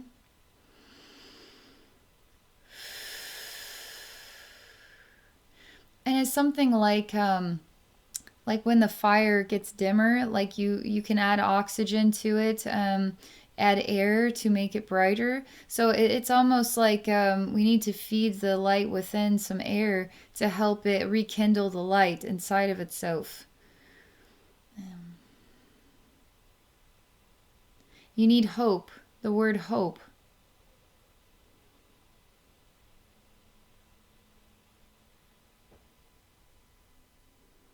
It's slow motion. Nothing is instantaneous here.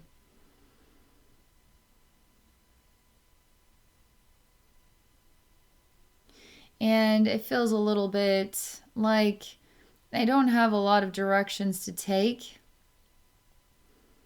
I try to step towards north, let's say, but I can't take both of my feet with me. I can only take one step, and that's it. So I'm kind of just unable to go in any direction right now.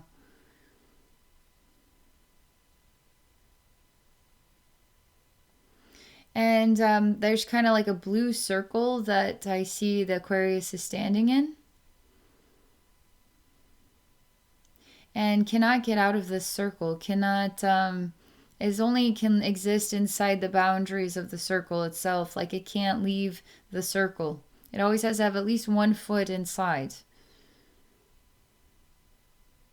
But I feel like it's Aquarius that is not letting go of something. Because the Aquarius is more free than they feel that they are.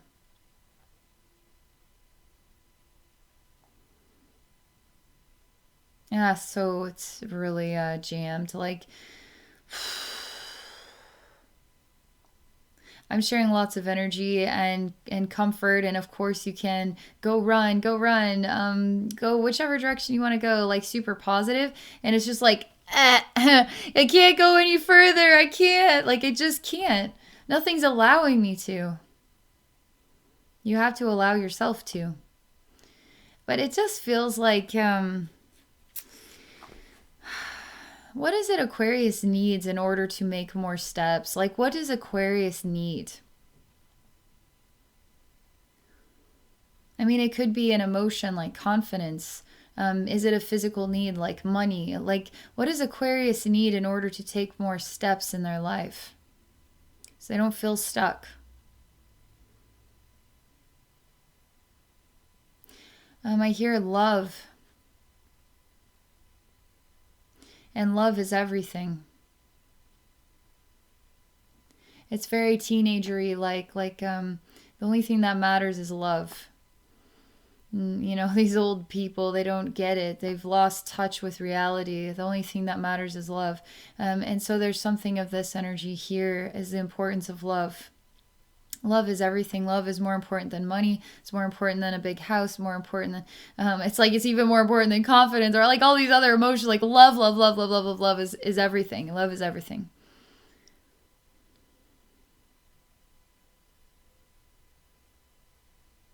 And I feel that this is a bit of a struggle. Like there's a friction that I'm experiencing here. as Aquarius energies and we explore this concept together. And I just relax, Aquarius, and then we just let the love in. We just let ourselves feel the love.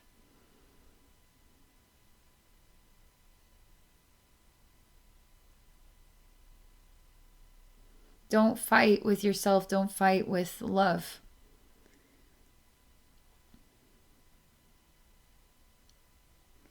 There's another breakdown. Because there's a massive pouring out, like an avalanche of venting taking place. So many tears, so much crying. It's kind of like angry about life, life struggles, angry about the memories that we reminisce in that aren't our happiest moments, right? Maybe feeling locked into lessons that we can't get out of. So there's anger here. A lot of venting, a lot of emotion, their tears, the struggle of life kind of energy.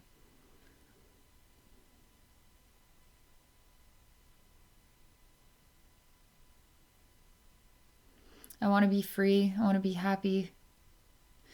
You know what's interesting is part of the steps that Aquarius you're taking to get out of this circle is actually, it's like self-reflection. It's working through an internal process. There's got to be internal work. So there's venting, there's emotions, there's frustration, there is longing, there's wanting. I don't have. There's a feeling of there it is, now it's gone. That kind of energy also. Don't and it also, it's like there's sort of like the God energy is like it's okay if you can't get out of this right now, right today, like the circle that Aquarius is standing. It's okay if today isn't the day, because today is the day for working on yourself. Today is the day for the inner work.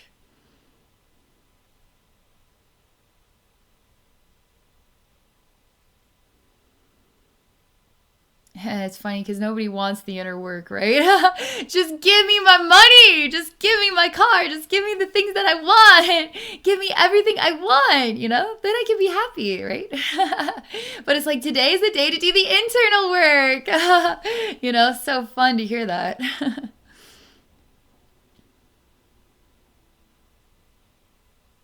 But it's true.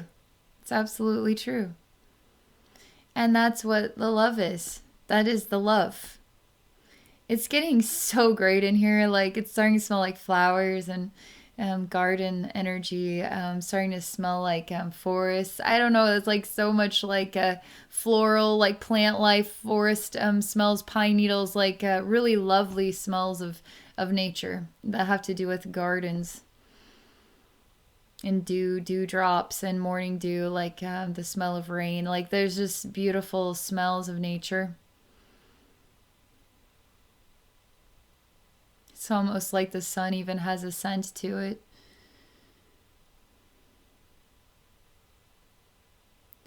And I see that Aquarius is venting a lot. And on the other side of all this venting, there's just like super warm nature energy, wonderful nature smells. It feels like getting back in tune with yourself, back in tune with the nature of who you are in a positive way, a way that makes you feel revitalized. And it doesn't matter what steps you take. It doesn't matter, because when you have yourself back, everything else just goes smoothly. Man, that was so grounded. That message was so grounded. When you have yourself back, everything goes smoothly. I swear to God, like, man, I need to hear that kind of stuff. That is so good. When you have yourself back, everything goes smoothly. Like, it's true too. And I feel the warmth. I mean, I feel warm sunlight. I feel like the nature of who you are is returned to you. It's a really glowing moment. It's really like you're the shooting star, You feel very content and peaceful within yourself, and you're not in any hurry or any rush. And in a way, you love who you are and you love your life, no matter what you've been going through. There's a revitalization happening inside yourself. And it feels like a spring renewal. It really does. I feel that in the heart of Aquarius. I really like this.